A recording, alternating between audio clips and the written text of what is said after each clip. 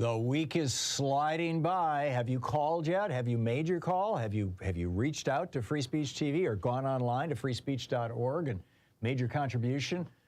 There used to be actually even a telephone number you could text to. I'm not sure if we're doing that any longer, but there are, different ways to make your contribution. However you do it, it's important to do it now. 877-378-8669 is the telephone number. We have this extraordinary television network with great progressive programming and a lot of really fine people working there making this thing happen. And it is supported by you or people like you. If you haven't contributed, it's somebody very much like you who's watching it and enjoying it. If you have contributed, you're one of the people who is keeping me right here. Thank you so much. I honestly, I truly appreciate it. So let's do it, huh? Let's keep this network going. Let's, in fact, unlock that $50,000 gift from a group of frontline funders, and that is going to be used to expand Free Speech TV's outreach. This is our opportunity to get that $50,000 to use specifically to do public relations and advertising and let more people know that Free Speech TV exists. That's a big deal. That's a really big deal. I've been lobbying for this for years, and it's happening. I'm so happy. So, and you should be too. So, call now, 877-378-8669. Your contribution will get us closer, whatever you give, $5, $5,000, whatever you give will get us closer to unlocking that $50,000 if we hit our goal at the end of next week. And that's how close it is, right? I mean, here we are. We've got 6 days to go, and plus today. So let's make it happen. The $50,000 gift, by the way, I mentioned yesterday, John and Jean from Newberg, Oregon, Joe in Washington, D.C., Joyce in Apache Junction, Arizona, Louise and Richard in Duluth, Minnesota, Marion in Polson, Montana. Also, I was informed yesterday that Andrew in San Diego played a role in this. I've been to San Diego. Bill in Boise, I've been to Boise. Vivian and Bobby in La Puente, California. Not been there, but I know Vivian and Bobby. They're wonderful people. Brenda in Copper's Cove, Texas. I'm not familiar with that town. And Charlene in Houston. I've been to Houston many times. So anyhow, some just wonderful people, the frontline funders at Free Speech TV who got together and said, let's do this. Let's do this package. And if you can hit this goal, and so we're all working, we being all of us on the television here, on this network, working to try to hit our goal, to hit our individual and collective goals so that Free Speech TV can continue and can really start to grow in a significant way. This network has been one of the best kept secrets in America for way too long. And I'm looking forward to more and more people learning about what we're doing. If you make a contribution, there's two different ways you can contribute. There is the ongoing or sustaining contributor. These are really, really important because for management of Free Speech TV, they help do budgeting. You know that if you've got a certain number of people who have committed to give a certain amount of money every single month, that you can plan your budgets, right? On the other hand, the one-time gifts have historically been the foundation of the pledge drives. Much like they are on public radio and public television, the same thing. It's just kind of the nature of the beast with publicly funded media. So whichever way you decide to do it, and you could even do both. You can say, hey, here's a $120 gift, and send me that book on neoliberalism, and by the way, you can also take $5 a month out of my credit card for the next year. You can even do both. But if you make one-time contributions of at least $20, you have your choice of the Fight for Democracy sticker, or the Free Speech TV Clear sticker, or the bumper sticker that says, I'm a proud student of Thom Hartmann University. With a $50 gift, you can get the ever popular spring special seed bombs. These are little bundles of seeds and complete with a little bit of fertilizer all rolled up with them that you can just toss out in the grass or wherever, and suddenly you're going to have wildflowers. They're beautiful. $75 gift, the Thom Hartmann mug, or the Free Speech TV hat. I showed those to you yesterday. With a $100 gift, there's the Free Speech TV notebook and pen, or Free Speech TV will plant a tree in your name.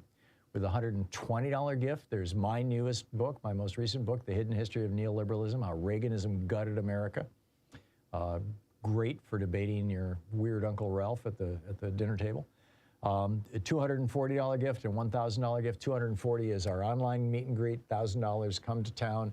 We're going to put together some kind of an event for all our $1,000 donors. We're still working on that, but looking forward to seeing you. But the bottom line is, whether you're looking for the gift or an autographed copy of a really cool book, or whether you just want to help out, the bottom line is we need to keep this network on the air. We need to keep it going. We need to keep it growing, and we need to really start.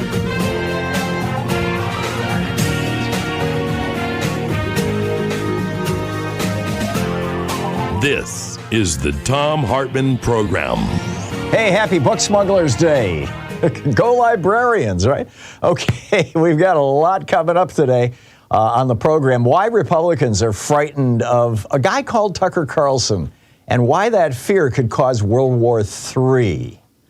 We'll get to that in a minute. Also, whoa, a publisher has deleted references to racism in the Rosa Parks story to please Ron DeSantis. And are you planning for the coming recession? In the second hour of our program, we're going to open it with veteran war correspondent for find out about how Russian disinformation is cozying up to the far right in the United States and what's going on in Ukraine. Also, who is behind the woke lie about corporate giving to BLM?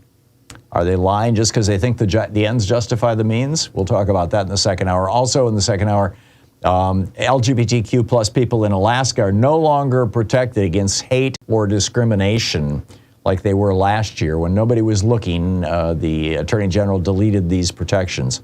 In the third hour of our program, as predicted, now that the Fox so-called news is finally reporting on the Dominion lawsuit, they're lying about it, or it certainly seems that way. Also, Minnesota Republican State Senator Steve Drazkowski speaks out on a bill providing free school breakfasts and lunches. It's pretty grim. We'll actually play a clip from that in the third hour. And we've got a great geeky science. Is our perception of time driven by the speed of our heartbeats or events around it? It's a fascinating topic. We'll get into that in the third hour. The only guest we'll have all day is Phil Ittner, and you calling into the program. And so to start out, the op-ed that I published this morning at my daily take over at HartmannReport.com is titled, Why Republicans Frightened of a Guy Called Tucker Carlson Could Cause World War III. And it starts out with the story of Boris Johnson. You remember Boris Johnson. He was the conservative prime minister of the United Kingdom. Isn't at the moment. Rishi Sunak, I believe, is the guy who's the prime minister right now. But, Boris Johnson was there for quite a while. He's a conservative's conservative. He's a smart guy. He graduated with honors from Oxford and Eton and all that kind of stuff. Very smart man, in fact. And he came to Washington, D.C. about 2 weeks ago to visit Republicans, to specifically to drum up support for Ukraine. And he was shocked. He was, after his visits to a bunch of Republican members of the House, he participated in a conference at the Atlantic Council, or sponsored by the Atlantic Council. And so he was asked about his meetings with Republican lawmakers and what he thought about the effectiveness of Russian disinformation campaigns in the United States aimed at right-wingers. I've got more information about this I'll be sharing with you in a few minutes. But this is what Boris Johnson, the former prime minister, the conservative who visited all these Republicans, had to say. He said, and I quote, I don't think we're as good on this as we should be, and we need to be countering these arguments. I've been appalled to discover how many people, I've just been here for a couple days. It's always wonderful. I have a wonderful time in Washington. But I've been amazed and horrified by how many people are frightened of a guy called Tucker Carlson. Has anybody heard of somebody called Tucker Carlson? What is with this guy? All these wonderful Republicans seem somehow intimidated by his perspective. And I haven't watched any of these things that he said, but I'm struck by how often this comes up. some bad ideas are starting to affect some of the thinking around the world about what Putin stands for, what he believes in. It's a disaster. He stands for war, aggression, systematic rape, murder, destruction. That's what he stands for. End of quote from the British Prime Minister. As Boris Johnson knew, Republican flirtation with fascism and obeisance to the famous right-wing media figures has deep roots. I mean, it almost destroyed the United Kingdom when his predecessor, Winston Churchill, was prime minister. You go, what? Well, pretty much the same thing. 4 months before Germany began bombing England, Charles Lindbergh, a man in his day as famous as Donald Trump, gave a speech on radio. It was at the time there were only a couple of radio networks, and this is how the America got its news. This was massive. This was way bigger than Fox News. And Lindbergh basically made the argument that we should not be involving ourselves in the war. At that point in time, Hitler had already taken France, he'd taken Poland, he'd taken Czechoslovakia, he had taken, and he was bombing the crap, or he was, 4 months later, he would begin bombing the crap out of England. And Charles Lindbergh, this incredibly famous conservative Republican media figure who was thinking about running for president, said, "We are in danger of war today, not because European people have attempted to interfere with the internal affairs of America." He's talking about Hitler, of course. "But because American people have attempted to interfere with the internal affairs of Europe. Our danger in America is an internal danger." And then now keep in mind, this is the guy that Goering in 1938 gave an award to. It was the Service Cross of the German Eagle. Hermann Goering gave him that award in 1938. And he had been taking Hitler's side in 38, 39, 40. This is 1941 that he's giving this speech. And then he goes on to say, he says, regardless of which side wins this war, in other words, because at that point in time, it looked like Hitler was going to win the war. He was going to at least hold most of Europe, whether or not he took England. So, Lindbergh says, regardless of which side wins this war, there's no reason, aside from our own actions, to prevent a continuation of peaceful relationships between America and the countries of Europe, in other words, with Hitler. If we desire peace, we only need to stop asking for war. And then he goes on to talk about who in America is pushing for war. He said, the only reason we're in danger of becoming involved in this war is because there are powerful elements in America who desire us to take part. Now, he's talking about Jews here. He says they represent a small minority of the American people, but they control much of the machinery of influence and propaganda. They seize every opportunity to push us closer to the edge. He goes on to say, he's talking about how if we got involved in the war, this was a speech in Des Moines, Iowa in 1941, if we got involved in the war in Europe, it would destroy our economy, he says. He says, quote, history shows it cannot survive war and devastation. It's the economy. A few far-sighted Jewish people realize this and stand opposed to intervention, but the majority do not. Their greatest danger to this country lies in their large ownership and influence in our motion pictures, our press, our radio, and our government. He goes on to say, now this is 2 months before Pearl Harbor, I have been forced to the conclusion that we cannot win this war for England, regardless of how much assistance we send. That is why the America First Committee has been formed. Yes, it was Charles Lindbergh, to help Hitler destroy Jews, who started the America First Committee in the United States.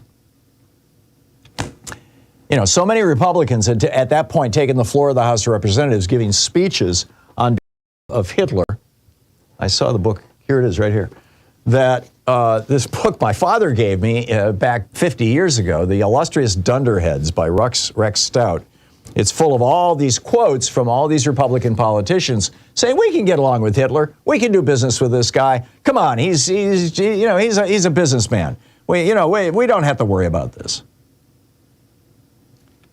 So, I mean, that was Lucky Lindy, right? That was Charles Lindbergh back in 1941. Now we've got Tucker Carlson here in the United States. And I'm going to play a clip here. And Nate, this is this clip of, and it was put together by Republican Accountability. It's on Twitter, and it's also at the end of my article. And this is clips that Republican Accountability put together of first you'll hear Vladimir Putin, or actually a translator as he's speaking, and then you'll hear Tucker Carlson saying the same thing. Here you go. The West started the war, and we used force in order to stop it. If there is any single American who deserves scorn and, yes, blame for the invasion of Ukraine, it would be Joe Biden. The Ukrainian people have become hostages of their Western masters. Ukraine is not a democracy. It's a client state of the Biden administration. The U.S. were training on the future theater of military actions by owning biological laboratories in Ukraine. Military biological programs are under development in Ukraine, financed by the U.S. Defense Ministry. Western countries were setting military bases on our border. The Russians don't want American missiles on their border. They don't want a hostile government next door. NATO took specific actions, expansions to our borders. Getting Ukraine to join NATO was the key to inciting war with Russia. The elites of the West are not hiding their goals. They are trying to inflict a strategic defeat on Russia. The Biden administration wanted all along a regime change war against Russia. The initiators of the sanctions are punishing themselves. So it's not Vladimir Putin who's getting punished, it's American citizens. It's you. The West provoked the growth of prices in their own countries, collapse of energy sector. Gas prices are already the highest they have ever been in history. So the price of natural gas and the price of electricity and food and everything else you buy. I think we should probably take the side of Russia if we have to choose between Russia and Ukraine. That is my view. We're on Putin's side. Right. So there you go. So if this handful of Putin-loving Republicans, led by this generation's Charles Lindbergh, Tucker Carlson, if this handful of Republican-loving or Putin-loving Republicans can kill our support for democracy, by the way, the money that we've appropriated for Ukraine runs out in about 3 months.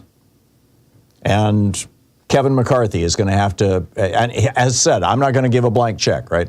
We'll see where this goes. But if they succeed, and Putin then succeeds in taking Ukraine, his senior officers, and President Medvedev, former President Medvedev, and former Russian Prime Minister Mikhail Kazhnikov have already said, Medvedev said they're going to take Poland next, and Kazhnikov said that they're going to take the Baltic states next, Latvia, Lithuania, and Estonia. If they do that, I mean, this is the same thing as Hitler invading Poland. If they do that, immediately thereafter, I think it's fairly safe to predict China will cement their alliance with Russia, Iran, and Saudi Arabia, and then they'll try to take Taiwan. And at that point, as Russia is taking Europe and China is taking Taiwan, you will be in World War III. We can stop World War III right now by stopping this Russian aggression in Ukraine, which will cause China to rethink taking Taiwan. This is the Thom Hartmann Program. So Republicans have to make a choice, and it looks like they're making that choice. Are they with Putin, or are they with democracies in the world?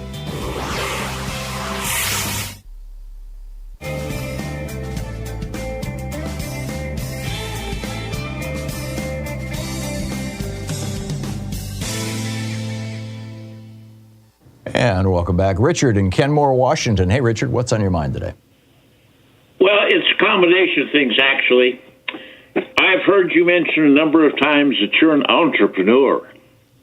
However, today, entrepreneurship is being promoted in educational institutions and all as a means of making money. It isn't necessarily, as I suspect, you're doing what you do out of a heartfelt passion, and yes, you have to be at a profit, etc. But entrepreneur originally began as an entertainment thing, I believe. The other related issue is Premier Jayapal was speaking earlier, and she mentioned that corporations had to be renewed annually, and she specified that there were some terms they needed to meet in terms of meeting community service, etc. That was the case up until really until the 1890s. The point, I'm trying to relate these conflate these things, particularly because I went to a place, and now the current people are saying that the founding headmaster was an entrepreneur, which is a crock of shit. Hey, I'm sorry, Richard. You just can't use that kind of language on the air, so I'm going to pull a plug here. Paul in Lucerne, California. Hey, Paul, what's on your mind today? Hey, Tom. Talking about Tucker Carlson. I don't think they're afraid of Tucker. I think Tucker's a useful tool to them. Tucker traffics in information. He knows a lot of dirt about a lot of people, and they get that dirt and helps those people out. That's why they don't take on Tucker. Why the Republicans are afraid of him is because he's so popular on Fox so-called news with the mega crowd. Oh, he's the number one host on the network. Yeah, and he's also number one with the mega crowd. Right. Which is following Trump, who has been funded by Putin now for decades. Yeah, Trump's been funded. They've been trying to get him since the 80s. That Trump Russia book's a really great book. It's got all kinds of dirt about Trump. The Russian mafia comes here to get all the other Russian mafias. You know, the godfather of all the Russian mafias comes here and lives in Trump's tower. Right. Because he has to get all the other mafias, and, you know, Don's under control. This is in the 90s. Yeah. Well, he's not going to just sit there and do nothing. So he participates in the largest gas tax scam in American history right underneath Trump. So what is that? Russia Tower was, I forget the guy's name, but yeah, he was a main Russia dude. The guy, the main FBI agent, until we just caught this guy, was the biggest traitor in American history. Oh, you're talking the guy who was in charge of, the counterterrorism. Counterterrorism out of the New York FBI office, who was also, basically saying, "Oh, we shouldn't investigate Trump." Yeah, that was that guy. Then there was another guy that Adam Schiff convicted. There was a third shot too. If they didn't get him this time, he was going to be able to go free. And he sold our counterterrorism manual to the Russians. Wow. And he did that in Trump Tower. Yeah. It's all in Trump Russia. I think you're right. I think that the connections between Donald Trump and Russia are huge, and I think that he has been doing Putin's work in this country for a long, long time and taken money from the Russian mafia. In fact, I think the Russian mafia probably led him to Putin as opposed to the other way around. Paul, thank you. Thank you for the call. We'll be right back.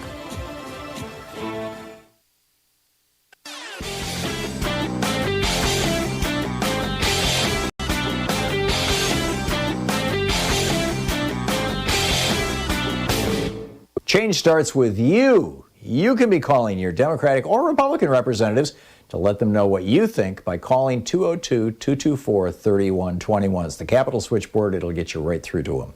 Wondering what this new legislative session, the next 2 years, are going to bring us with Republicans in charge of the House of Representatives? Well, Congressman Bill Pascrell put together a list that kind of summarizes what we should expect. 100% of the Republicans in the House of Representatives voted against cheaper gas for Americans, voted against cheaper insulin for Americans, voted against cheaper prescription drug prices, 100% voted against child tax credits, 100% voted against stimulus checks, 100% voted against the Voting Rights Act. They voted 100% voted against ending gerrymandering. They voted 100% against ending climate change, 100% voted against prosecuting rich tax cheats, 100% voted against saving Roe v. Wade. 99% voted against banning assault weapons or fighting domestic terrorism.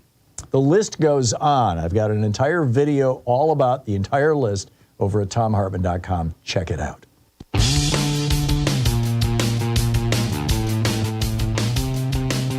And welcome back. So I really think, I just want to say it again. I think the number one way to stop World War III is to stop Putin in his tracks. If the world had stopped Japan when they invaded China, and if the world had stopped Hitler when he invaded Poland, there would not have been World War II, and there would not have been the Holocaust. But we didn't. The world didn't. And Europe learned that lesson, and that's why Europe is supporting Ukraine. And we should have learned that lesson. So, end of that rant. Down in Florida, oh, this is just nuts. A piece in today's New York Times, the headline, Florida scored math textbooks for prohibited topics. Up next, social studies. You'll recall that Ron DeSantis found something like 40 math textbooks that were unacceptable because they had black people in them, or they referenced black people, or they mentioned black people, or there were some black faces, whatever. This is the Stop Woke Act. Woke, of course, means anything having to do with black people. And now the Florida Citizens Alliance, this conservative group that was part of Trump or DeSantis's transition team, has, I'm quoting from the New York Times, urged the state to reject 28 of the 38 social studies textbooks that its volunteers reviewed. For example, one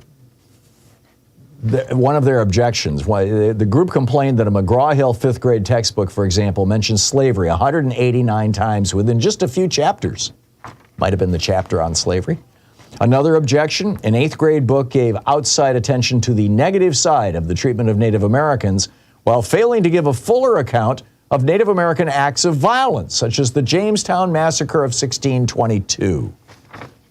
Right. And then it gets really weird.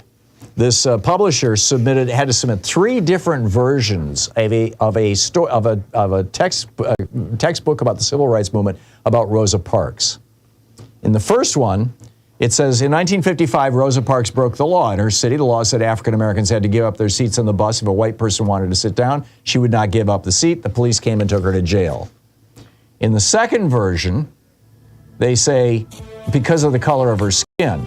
In the third version, they eliminated it altogether. This is now what it says about Rosa Parks in the Florida textbooks. Rosa Parks showed courage. One day she rode the bus. She was told to move to a different seat. She did not. She did what she believed was right. Right. Ron DeSantis. White people only it should be his motto, you know? You're listening to the Thom Hartmann Program. Call 202-808-9925. Are you planning for the coming recession? Goldman Sachs is. I'll tell you about that on the other side of the break and pick up your phone calls. Stay with us.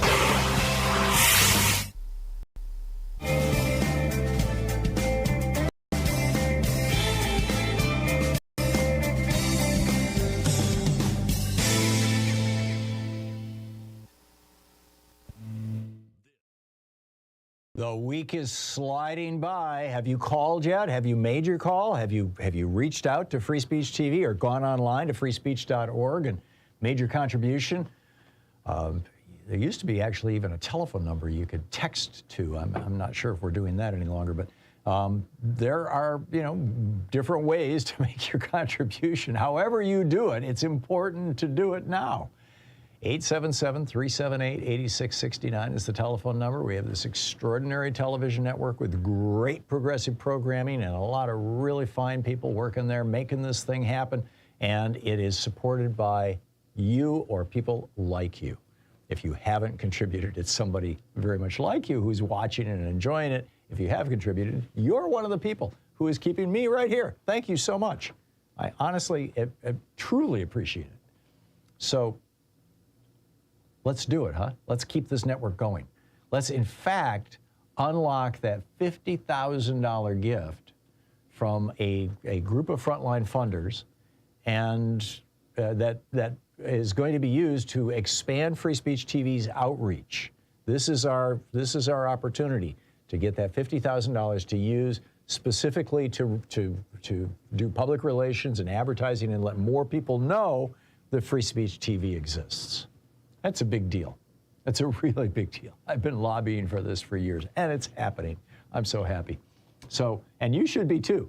So, call now, 877-378-8669. Your contribution will get us closer, whatever you give, $5, $5,000, whatever you give will get us closer to unlocking that $50,000 if we hit our goal at the end of next week. And that's how close it is, right? I mean, here we are. We've got 6 days to go, plus today. So let's make it happen. The $50,000 gift, by the way, I mentioned yesterday, John and Jean from Newburgh, Oregon, Joe in Washington, D.C., Joyce in Apache Junction, Arizona, Louise and Richard in Duluth, Minnesota, Marion in Polson, Montana. Also, I was informed yesterday that Andrew in San Diego played a role in this. I've been to San Diego. Bill in Boise, I've been to Boise. Vivian and Bobby in La Puente, California. Not been there, but I know Vivian and Bobby. They're wonderful people. Brenda in Copper's Cove, Texas. I'm not familiar with that town. And Charlene in Houston. I've been to Houston many times. So anyhow, some just wonderful people who the frontline funders at Free Speech TV who got together and said, let's do this. Let's do this package. And if you can hit this goal, and so we're all working, we being all of us on the television here, on this network, working to try to hit our goal, to hit our individual and collective goals so that Free Speech TV can continue and can really start to grow in a significant way. This network has been one of the best kept secrets in America for way too long. And I'm looking forward to more and more people learning about what we're doing. If you make a contribution, there's two different ways you can contribute. There is the ongoing or sustaining contributor. These are really, really important because for management of Free Speech TV, they help do budgeting. You know that if you've got a certain number of people who have committed to give a certain amount of money every single month, that you can plan your budgets, right? On the other hand, the one-time gifts have historically been the foundation of the pledge drives. Much like they are on public radio and public television, the same thing. It's just kind of the nature of the beast with publicly funded media. So whichever way you decide to do it, and you could even do both. You can say, hey, here's a $120 gift, and send me that book on neoliberalism, and by the way, you can also take $5 a month out of my credit card for the next year. You could even do both.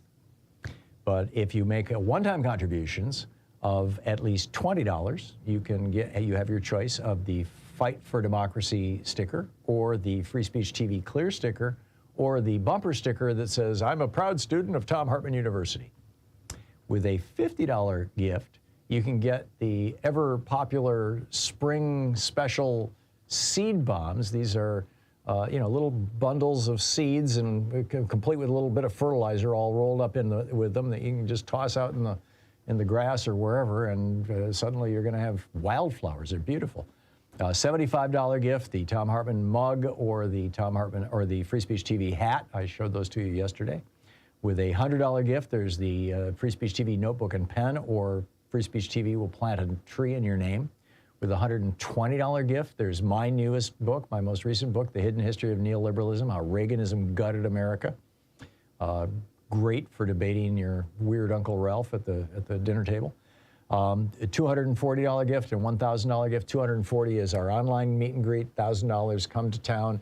We're going to put together some kind of an event for all our $1,000 donors. We're still working on that, but looking forward to seeing you. But the bottom line is, whether you're looking for the gift or an autographed copy of a really cool book, or whether you just want to help out, the bottom line is we need to keep this network on the air. We need to keep it going. We need to keep it growing, and we need to really start it growing in a big way.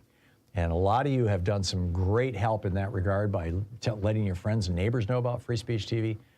Now we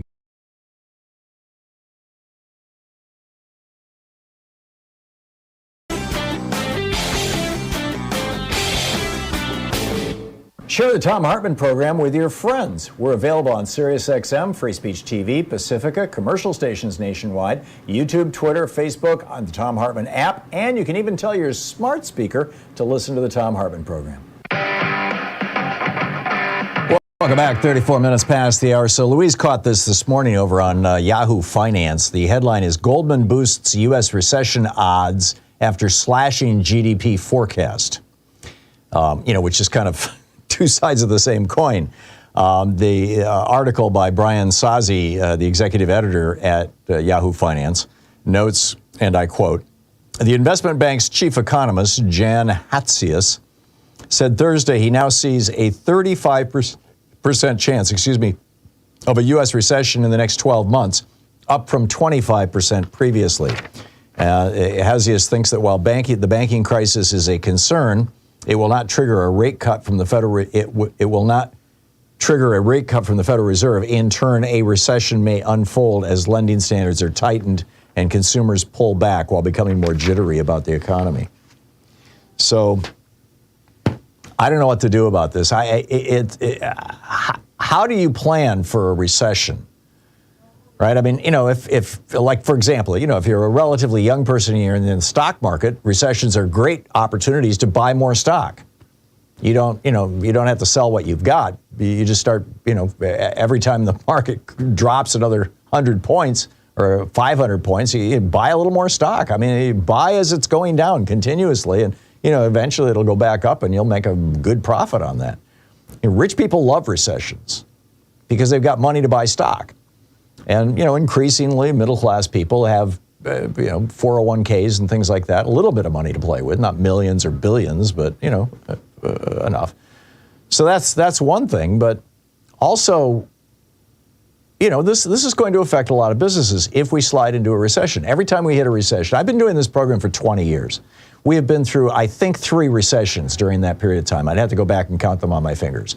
And what I can tell you from the point of view of, this is a business, this radio show, and it's largely supported by advertising. And what we see whenever a recession happens is that our advertising revenue goes down. Fewer people have money, fewer companies have money to spend on advertising, and they're less willing to part. And so, we've had tight times. I mean, there have been times in the last 20 years where, well, the first 4 or 5 years I didn't take a paycheck at all. Which is typical when you start a new business. Typically, the first 2 years you don't take any money out of it. But there have been years in the intervening periods when we were in recessions where I pretty much cut back or didn't take any money out of the company. That's what you do. So, but thank God we've never had to lay anybody off. That is going to happen though if a recession happens. People will be being laid off. And I am convinced that Jerome Powell, who's been a lifelong Republican and was a bankster, is, completely in the bag with the GOP and would love to see a recession heading into the 2024 election. I mean, it's only a year and a half away. And, if he gets a good recession going in the next 6 months or so, it'll take a year to flush that out. Recessions typically last at least a year, or the consequences of them do. And that will be very, very helpful to Republicans in the next election. I'm with Elizabeth Warren. He never should have been, Biden should not have kept him on as the chair of the Fed. So anyhow, let's pick up your thoughts and calls and what you have to say about all these things. Tom in Seattle, Washington. Hey, Tom, what's on your mind today? Hey, good morning. I was just thinking about this Silicon Valley bank run. And it made me think back to 2001. When Martha Stewart was sentenced to 5 months in prison for selling just $230,000 worth of shares of ImClone based on the advice of her stockbroker. Right. But meanwhile, these so-called venture capitalists can take to Twitter and start typing in all capital letters, urging everyone to withdraw all their money, causing a withdrawal of $42 billion in a single day. Right. They're shorting the market. Well, you don't know that. That's the thing we don't know yet, Tom, is if these guys... someone is. I don't know who started it, but those who came behind are, obviously quick to react with their computer trading. You most likely, but if, before the panic started, if anybody was shorting that bank stock and then they participated in telling people to get the hell out of the bank, they could be looking at prison time.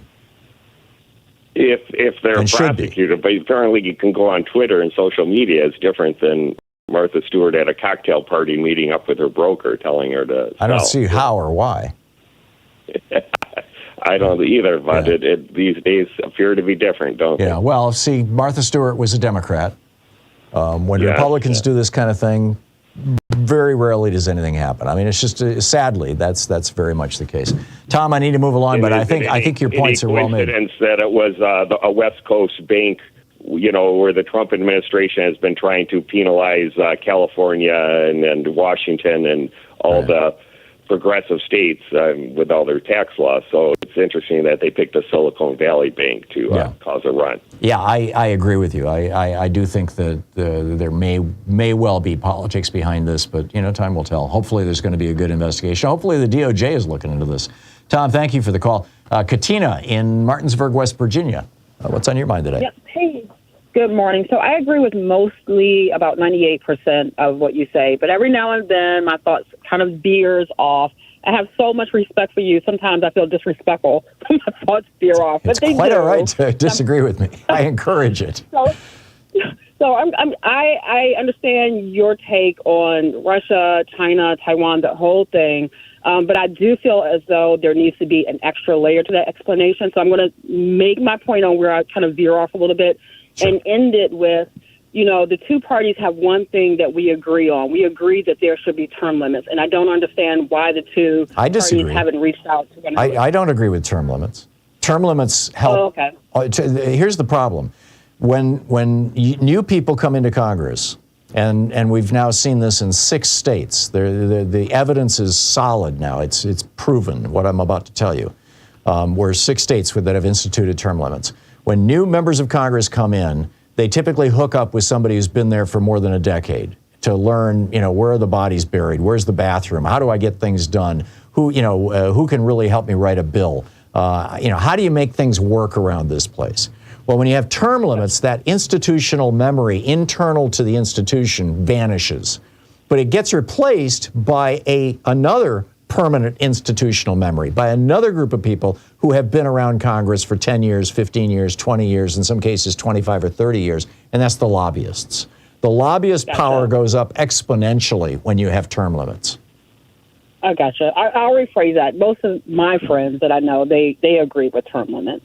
But the part that I kind of veer off with, when it comes to China, I think it's also important to include in the explanation, why did they get to the way that they think now where they need to partner with Russia or Iran? And I think part of it is they look at our history and taking part in bad decisions, like the way we reacted to 9/11 with Iraq and how our government is so flimsy and changes policy based on who's the president.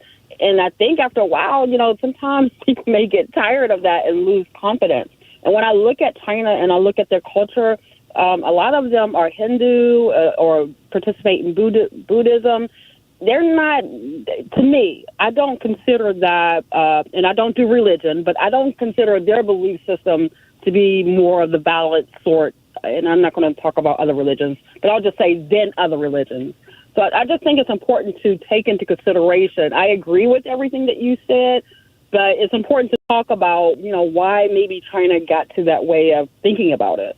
I think it's entirely appropriate for countries all around the world, after George Bush lied us into 2 unnecessary and illegal wars, to have a healthy skepticism toward the United and many of the things. Donald Trump lied 30,000 times while he was president. I mean, that's got to cause a lot of countries to scratch their heads.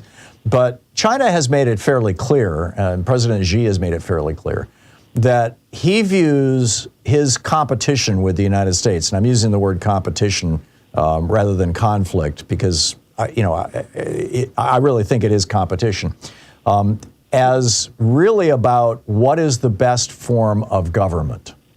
That he's running an autocracy, a strongman government. What he says goes. If he doesn't like somebody in the government, they end up in prison. If you speak out against the government, you end up in prison. That he believes, and he genuinely believes this, I believe, that's the way to guarantee social stability over the long term, and social stability is more important than what you and I would refer to as freedom. He thinks that freedom produces the kind of instability that you and I were just talking about, George W. Bush and Donald Trump. And I think Vladimir Putin thinks the same thing. I think that every dictator pretty much says to themselves, I'm the guy who can keep this country going. I'm the guy who can keep it stable. Stability is important. Without stability, you have riots, you have death and disease and problems and all kinds of things. And what we're seeing right now is a conflict or a competition around the world between countries that are autocracies, Saudi Arabia, Iran, Russia, China, and countries that are Ukraine, Western Europe, the United States, parts of Central America, parts of South America.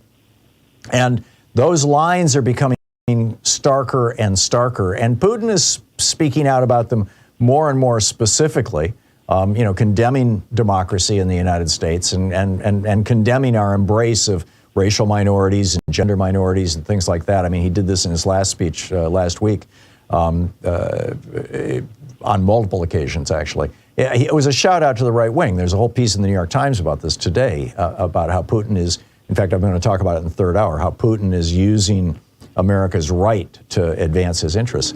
And I think that's the real. I agree with you, Katina, and I think you're onto something. That they have a healthy skepticism about us, but I really think at the end of the day, what this is about, they want their form of government to survive, and we want our form of government to survive, and they view our form of government as something that has the potential to overthrow their form of government from within. You've got democracy movements inside Russia, inside China, inside Saudi Arabia, inside Iran, and they're desperately trying to stomp these things out, putting people in prison, censoring the media. Hungary now is doing this as well with Viktor Orban, and I think that's really the bottom line here. That's where it's all coming together. I hope I'm making sense. Yeah. You do. Talking to you, Katina. Thank you. Thank you for a thoughtful conversation. I appreciate it. We'll be right back. It's 46 minutes past the hour. Stay with us and picking up your phone calls here on the Thom Hartmann program, helping you win the water cooler wars. We'll be right back.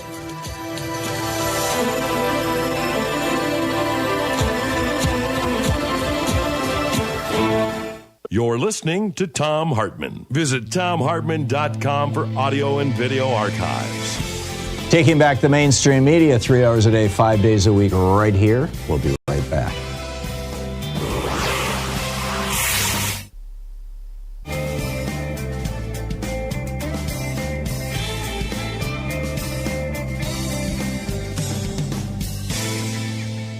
And welcome back, Juanita in Prosser, Washington. Hey, Juanita, what's on your mind today?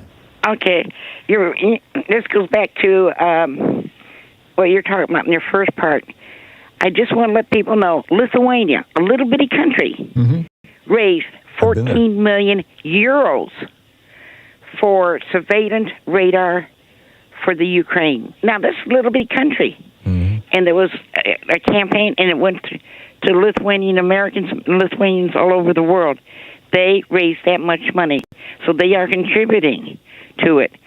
I just heard that Poland is now going to send fighter jets to the Ukraine. That's right, MiGs.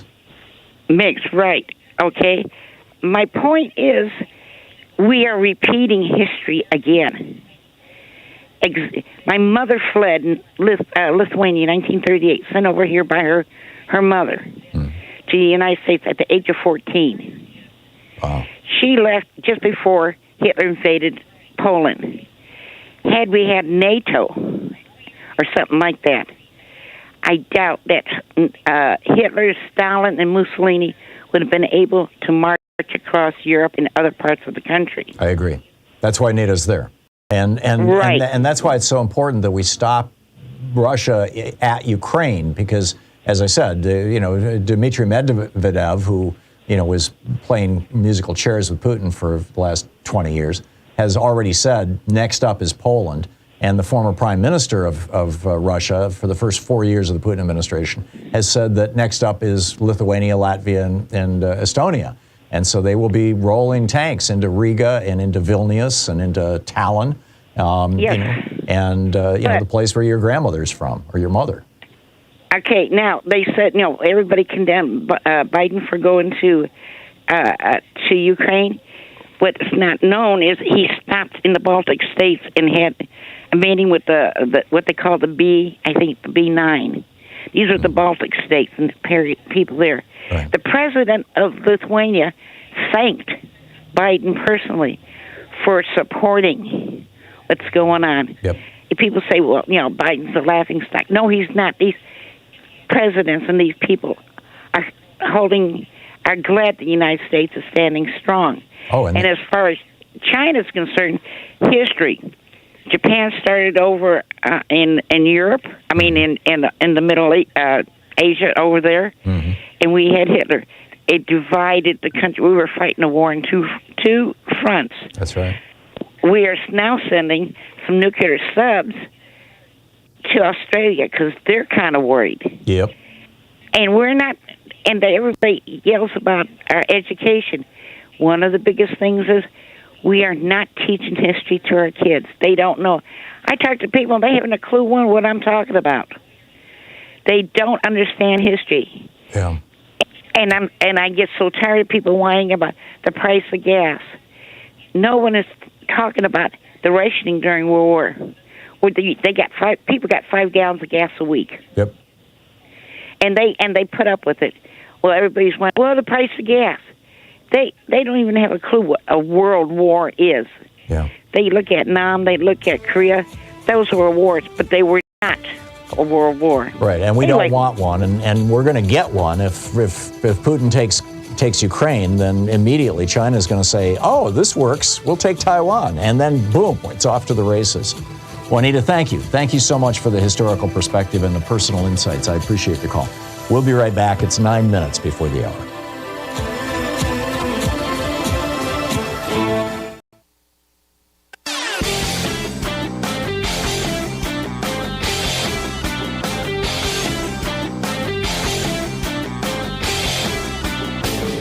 Help support progressive radio. If you're listening to us on a commercial station, call their advertisers and let them know you're listening. If you're listening to us on Pacifica, one of our many nonprofit stations, please support them when they do their fundraising drives. Thanks for supporting progressive talk radio, and tag you're it. So remember back in 2016 when FBI Director Jim Comey came out and said, "Oh, we're going to start looking into Hillary Clinton again."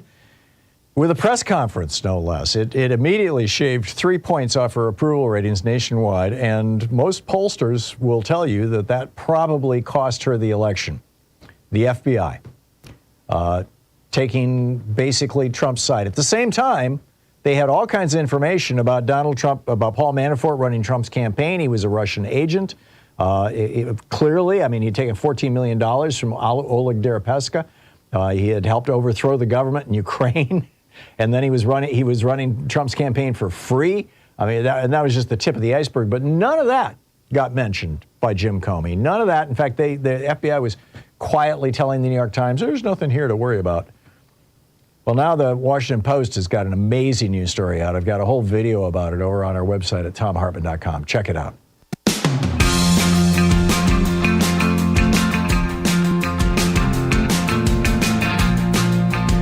52 minutes past the hour, picking up your calls. Alex in San Francisco. Hey, Alex, what's up? Hi, how you doing? Thanks for taking my call. Wow, so many wonderful topics, important ones, and much to say, but I called to track back to Tucker Carlson. There's a couple pieces that I don't think people have fully put together or given enough attention to, although you very much with the disinformation angle and Russia involved in our domestic disputes. We might remember Avril Haines' 2020 report on election interference and influence by foreign powers. There was a key point in there about how Russia had basically infiltrated not just some of our politicians as useful idiots or even willful agents, but news organizations. Track back to about a year ago, where Tucker Carlson, I believe it was Jonathan Swan and Vice, and then the Washington Post picked this up too, had been involved in a incidental collection in a FISA warrant where they were tapping the Kremlin lines, and he was contacting the Kremlin. He got tipped off to this and then came out ahead of it saying the deep state was trying to shut down his program, right. And then everyone got scared. And he was just trying to do an interview with Putin. That's all he was trying to arrange. You got it. Yeah. I think he wanted to raise. What did he do the next week, Tom? I don't recall. He went to Hungary for a week and interviewed Viktor Orban instead of Putin. That's right. He got the second banana.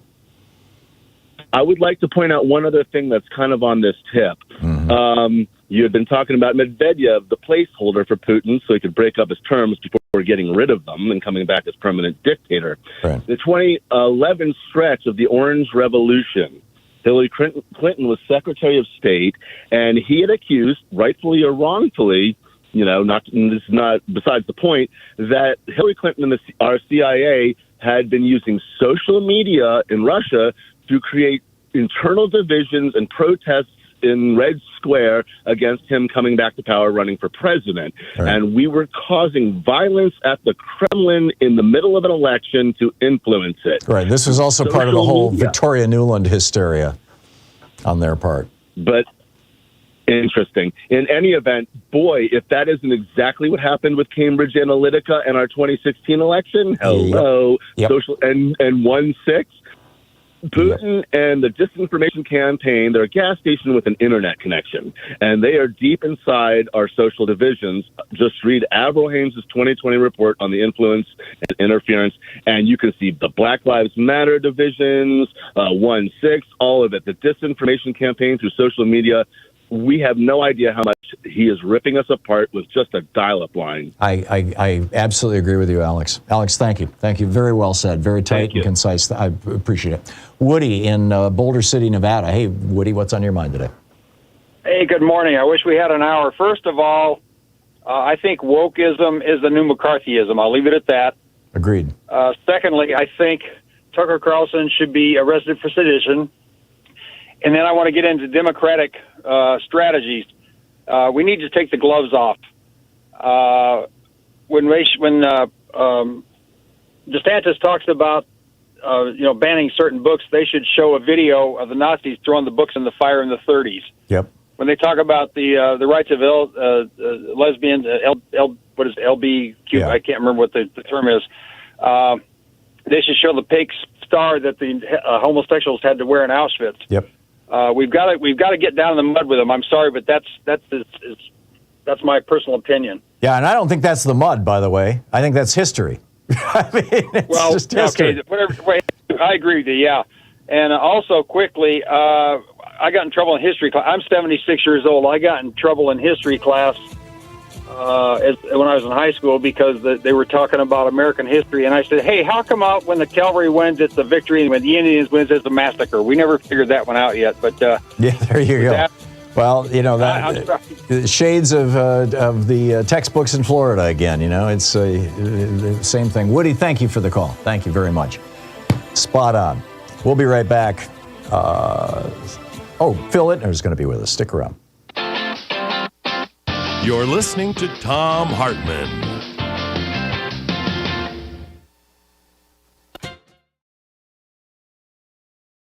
In addition to bringing you the Thom Hartmann program here on Free Speech TV and Video Media Online, we also have a whole set of ways you can interact with us and tools you can use to spread the word about the importance of democracy and the threats to it in our republic.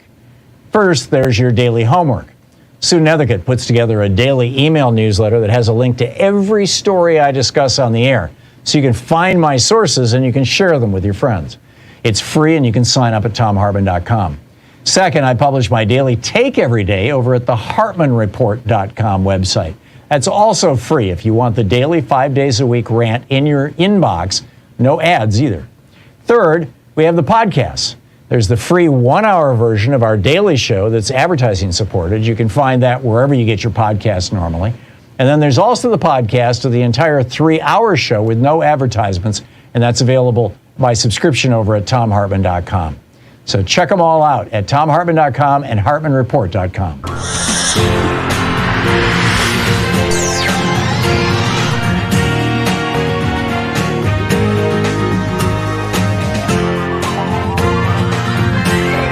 We say fight back!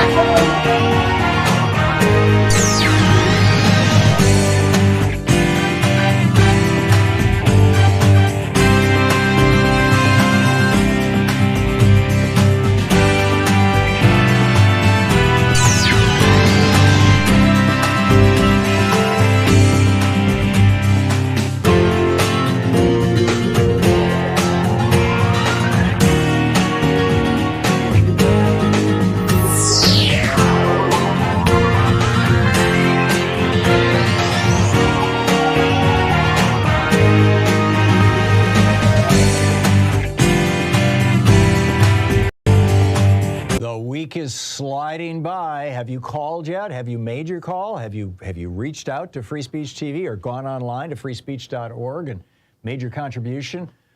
There used to be actually even a telephone number you could text to. I'm not sure if we're doing that any longer, but there are, different ways to make your contribution. However you do it, it's important to do it now.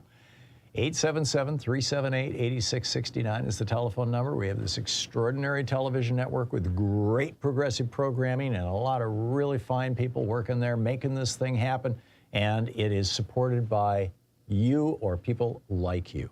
If you haven't contributed, it's somebody very much like you who's watching and enjoying it. If you have contributed, you're one of the people who is keeping me right here. Thank you so much. I honestly, I truly appreciate it. So let's do it, huh? Let's keep this network going. Let's, in fact, unlock that $50 gift from a group of frontline funders, and that is going to be used to expand Free Speech TV's outreach.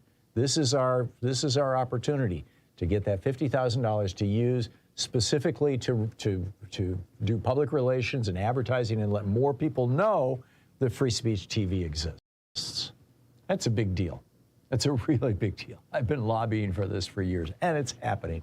I'm so happy. So, and you should be too. So, call now, 877-378-8669. Your contribution will get us closer, whatever you give, $5, $5,000, whatever you give will get us closer to unlocking that $50,000 if we hit our goal at the end of next week. And that's how close it is, right? I mean, here we are. We've got 6 days to go, and plus today. So let's make it happen. The $50,000 gift, by the way, I mentioned yesterday, John and Jean from Newburgh, Oregon, Joe in Washington, D.C., Joyce in Apache Junction, Arizona, Louise and Richard in Duluth, Minnesota, Marion in Polson, Montana. Also, I was informed yesterday that Andrew in San Diego played a role in this. I've been to San Diego. Bill in Boise, I've been to Boise. Vivian and Bobby in La Puente, California. Not been there, but I know Vivian and Bobby. They're wonderful people. Brenda in Copper's Cove, Texas. I'm not familiar with that town. And Charlene in Houston. I've been to Houston many times. So anyhow, some just wonderful people, the frontline funders at Free Speech TV, who got together and said, let's do this. Let's do this package. And if you can hit this goal, and so we're all working, we being all of us on the television here, on this network, working to try to hit our goal, to hit our individual and collective goals so that Free Speech TV can continue and can really start to grow in a significant way. This network has been one of the best kept secrets in America for way too long. And I'm looking forward to more and more people learning about what we're doing. If you make a contribution, there's 2 different ways you can contribute. There is the ongoing or sustaining contributor. These are really, really important because for management of Free Speech TV, they help do budgeting. You know that if you've got a certain number of people who have committed to give a certain amount of money every single month, that you can plan your budgets, right? On the other hand, the one-time gifts have historically been the foundation of the pledge drives. Much like they are on public radio and public television, the same thing. It's just kind of the nature of the beast with publicly funded media. So whichever way you decide to do it, and you could even do both. You can say, hey, here's a $120 gift, and send me that book on neoliberalism, and by the way, you can also take $5 a month out of my credit card for the next year. You can even do both. But if you make one-time contributions of at least $20, you have your choice of the Fight for Democracy sticker, or the Free Speech TV Clear sticker, or the bumper sticker that says, I'm a proud student of Thom Hartmann University.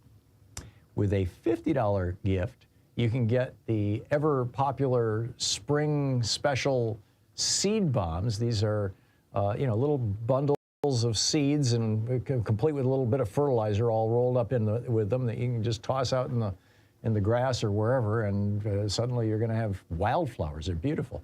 $75 gift, the Thom Hartmann mug, or the Free Speech TV hat. I showed those to you yesterday.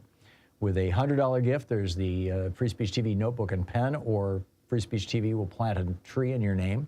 With a $120 gift, there's my newest book, my most recent book, The Hidden History of Neoliberalism, How Reaganism Gutted America. Great for debating your weird Uncle Ralph at the dinner table. A $240 gift and $1,000 gift. $240 is our online meet and greet. $1,000, come to town. We're going to put together some kind of an event for all our $1,000 donors. We're still working on that, but looking forward to seeing you. But the bottom line is, whether you're looking for the gift or an autographed copy of a really cool book, or whether you just want to help out, the bottom line is we need to keep this network on the air. We need to keep it going. We need to keep it growing, and we need to really start it growing in a big way. And a lot of you have done some great help in that regard by letting your friends and neighbors know about Free Speech TV. Now we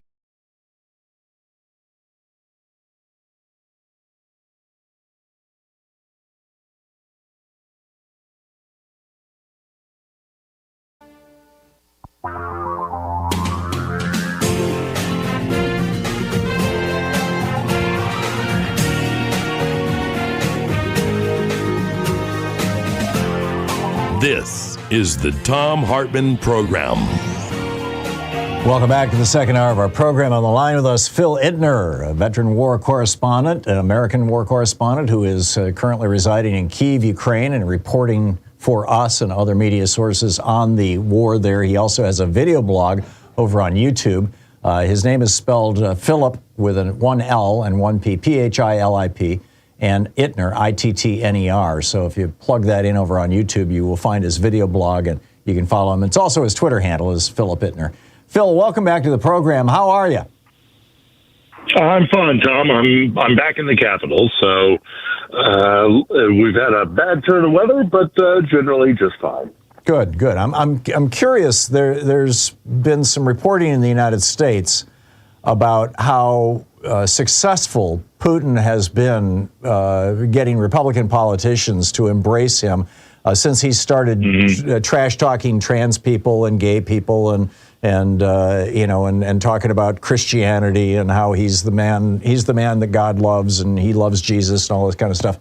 And I'm wondering how this is viewed from Kiev. Ron DeSantis, for example, just came out and said, "Oh, this is just a regional conflict." Yeah, well, statements like that are not welcome here in Ukraine, particularly. But that shouldn't come as a surprise to anybody.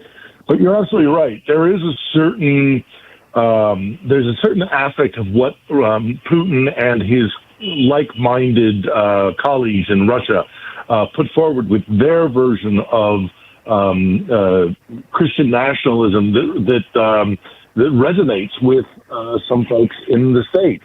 In many ways, it's a cynical thing that Putin does with religion, because he does actually use the church as a way to maintain his control over his population. We see just today, Tom, or the last couple of days and then culminating in today, there's been this argument that's happening over an incredibly important religious site within Orthodox Christianity, the Lavra here in Kiev. It's a monastery and a series of cave dwellings where they inter saints and people of high significance in the religious church, in the Orthodox Church, and they're getting kicked out. They're getting kicked out by Ukrainian forces because there's a section of the Ukrainian Orthodox Church which is beholden to the head of the church in Moscow, who is, by the way, a former KGB agent. Oh, God. So all of this kind of stuff, when it comes to Christianity, when it comes to nationalism, to the rhetoric that we hear about the anti-LGBTQ or trans or whatever it is, a lot of it is very cynical. You have to recognize that, because the most important thing to Vladimir Putin and his ilk is power and maintaining power. You can see it in a number of different things that they have done over the years where it's very disingenuous. It is a means to an end. And that end is maintaining control over the population in Russia. whether it's through the church or any other kind of like culture war issue. And then it's also used cynically internationally to kind of get fellow travelers and to undermine solidarity within the West. There are those, as we well know in the United States, who are sympathetic to that worldview, that religious Christian nationalism, and Putin is speaking to it, but it isn't really out of honest faith. It's done to maintain control and as a weapon. Right, yeah. We've been seeing that same thing, by the way, from Republican politicians, by and large Republican. I mean, there's a few Democrats who play that game too, but, you know, I'm more sanctimonious than you are. I'm the true Christian, you're not, all this kind of stuff. And yeah, it goes back. Yeah, it goes back deep into everybody's history, frankly. Yeah, there you go. Yeah. So, Phil, in the last week, we've seen, actually in the last couple of days, we've seen two, I think, really consequential things happen. One was this Black Sea drone incident. I'm assuming this the U.S. drone. This is coming up over the Black Sea, south of Ukraine, and this is a territory, an area that the Russians very much want to seize control of.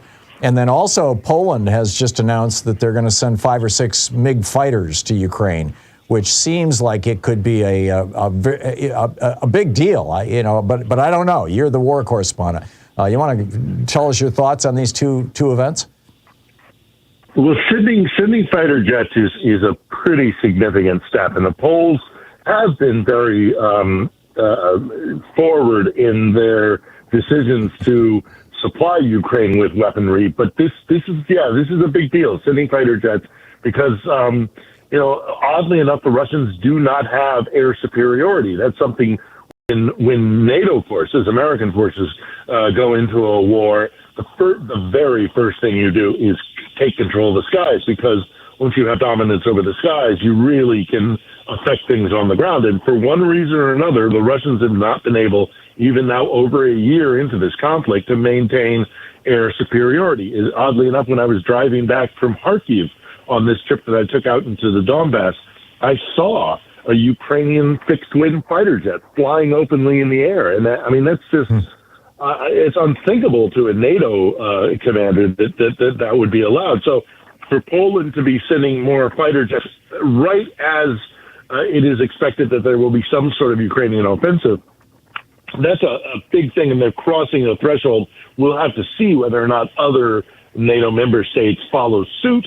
But the Ukrainians have been asking for multi-use fighter jets that can attack both the ground and then also maintain supremacy in the skies for quite some time. And the Poles making this decision, like the tanks, that decision, it might cross a Rubicon, and then other people start to supply fighter jets. Now, as to the drone situation, the drone was apparently flying in an airspace that was internationally is recognized as international air. I mean, that they were not inside anybody's border.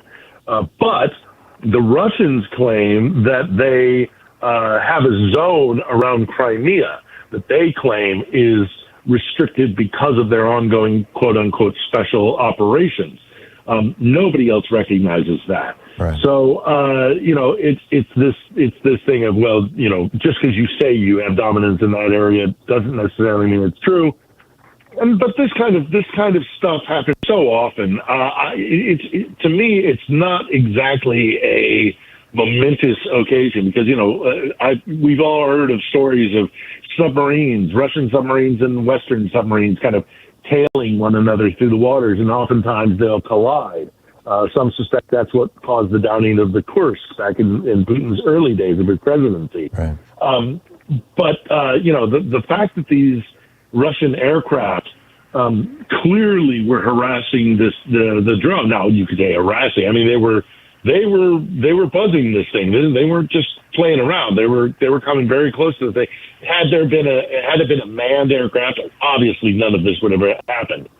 But they intercepted this thing. The video has been released just today. You can see the fuel that's being released from the fighter jet onto this Reaper drone, which then eventually caused it to Pentagon says they then decided to bring it down into deep water, so it couldn't be retrieved. The Russians have today announced that they have ships in the region and they're going to try and recover it. How significant that will be, we don't know, because, how damaged will it be? How deep is it? What will they be able to recover? But the downing of the drone, I don't think is a major event, but it could be used as a pretext by the West and by the United States to say, well, if you're going to play that game, then we're going to start providing more anti-aircraft weapon systems, or we're going to start giving F-16s or what have you. But, it isn't ratcheting down. It's not necessarily an escalation, I don't think, but both sides are kind of maneuvering around this thing, and we can all just hope that it doesn't, nobody loses control. Yeah. So heretofore, it's the Ukrainians fighting this thing, and that is far preferable for a direct confrontation between Russia and the West. So yeah. No, I'm with you on that. Phil, we're running out of time here, but you mentioned a spring offensive. What are you expecting? What are the Ukrainians expecting? We're hearing both the Ukrainians are going to try to recover territory and that the Russians are going to try to seize more of Ukraine. How do you think this is going to play out? Well, the Russians are going to try and solidify their gains in the Donbass, which is really what they want to do, because they want to get, ultimately, in many ways, this is all about Sevastopol, where a quarter of Russia's navy is located. So they have to have a land bridge, and that's why they really want to control Donbass. Cynically, I don't think they really care about citizens of Donbass. They really want that land bridge. Yeah. As for the Ukrainians have, by sheer luck, they have a number of people in positions of leadership. We talk a lot about Zelensky, but the guy in charge of Ukraine's armed forces, General Zaluzhny, is a really very cunning and talented military commander. And as we saw in the previous counteroffensives, when everybody thought they'd go for a town called Kherson in the southern part of Ukraine, in the end they received territory up in the north, a town called Kharkiv. It was an amazing feint and a lot of trickery and estimations where they would go, and then they didn't go there, they went somewhere else. He's a very cunning general. So we'll have to wait and see what he does, but the Ukrainians are not just going to sit on their hands.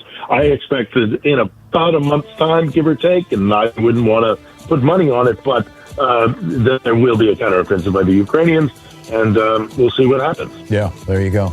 Phil Ittner, you can follow his regular posts over on YouTube, on his video blog, and his Twitter handle, Philip Ittner. Phil, thanks so much for dropping by. Thanks, Tom. Always a pleasure. Back at you. Good talking with you. We'll catch up with you next week, too. Thank you. This is the Thom Hartmann Program. It's coming up on 18 minutes past the hour. Back with your more of the news of the day and your calls in just a moment. Who's behind the woke lie about corporate giving to Black Lives Matter?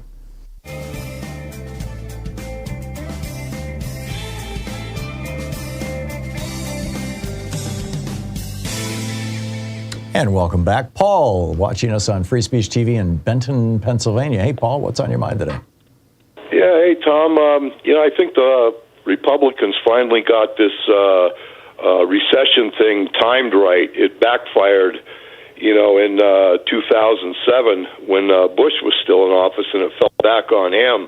Yeah. And they were trying to hold that off for as long as they could, They saw it coming. Yeah. They definitely saw it coming. Yeah, and the only thing what I'm really afraid about this time is, with all this, this volatile, toxic, environment we're in with, propaganda and everything. You put a recession on top of that, and I think there's a good possibility for violence. Not really on a large scale national thing, but sporadic, like in small towns and stuff. Oh, we're already seeing that. We're seeing stochastic terrorism and recessions never help anybody, frankly, other than rich people who use them as buying opportunities to consolidate their wealth. Yeah, and as far as Jerome Powell goes, it's like, Biden should have gotten rid of him a long time ago. Same thing with Merrick Garland. Those two guys are in the same category as James Comey and Bob Mueller. They're I don't know, fascist sympathizers or whatever, but I think they're definitely not going to do anything to help Joe Biden. Weak men who have an affinity for or an affiliation with the GOP. I can't say that specifically about Merrick Garland, except for the fact that the only reason Obama appointed him to the Supreme Court was because Orrin Hatch, the Republican senator from Utah, gave that recommendation. He went to Orrin Hatch and said, who will Republicans also vote for? And Orrin Hatch said, Merrick Garland, we all love him. And, I just... What's that tell you? Yeah, exactly. I think it tells you everything. They love him. Yeah, there you go. It's a problem, shall we say. Yeah. So. Well, I hope somebody, if the Democrats don't put some, people up there in 2024 that want to get in there and kick ass and take names, I think we're going to have a problem. Yeah, I'm with you. Democrats have been more about trying to get things done, and I really respect that. I mean, the first 2 years of the Biden administration, Democrats got a lot done, but what they didn't do was the kind of congressional investigations that Jim Jordan's trying to do right now. Now, the problem he has is there's no there. We're going to see how the government was weaponized against Republicans. Well, I'm sorry, it was the Republicans who weaponized the government.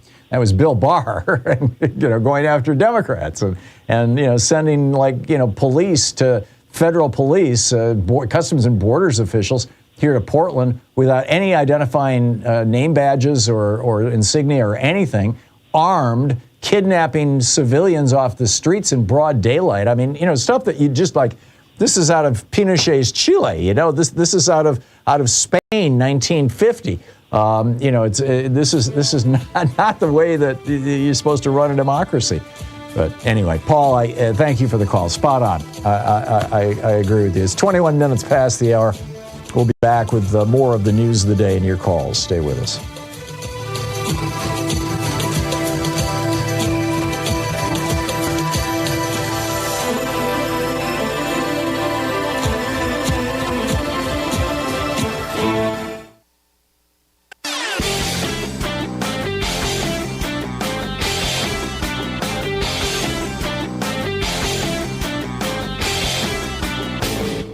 Missed my opening rant today? It's usually published over at HartmannReport.com, where you can read it and share it with your friends for free. Check it out, HartmannReport.com. So everybody knows that George Santos is from a district that Joe Biden won by 16 points, New York's 3rd district, although there was a kind of a gerrymandering, a reapportionment thing that happened there. But it's generally a Democratic district, and if Santos falls, there's probably going to be a Democratic replacement. But that's just the beginning of the story. David Vallejo in California's 22nd district, for example, represents a district that Biden carried by 16 points. Young Kim in California's 40th, Biden carried by 15 points. Mike Garcia in California's 27th, Biden carried by 18 points. Biden carried by 11 points, Oregon's 5th, Lori Chavez DeRemer. Brian Fitzpatrick from Pennsylvania's 1st, Biden carried it by 14 points. I've got a whole video that lists all of these. There's 18 of them that should be easy pickups for the Democrats in 2024. It's over at ThomHartmann.com. Check it out.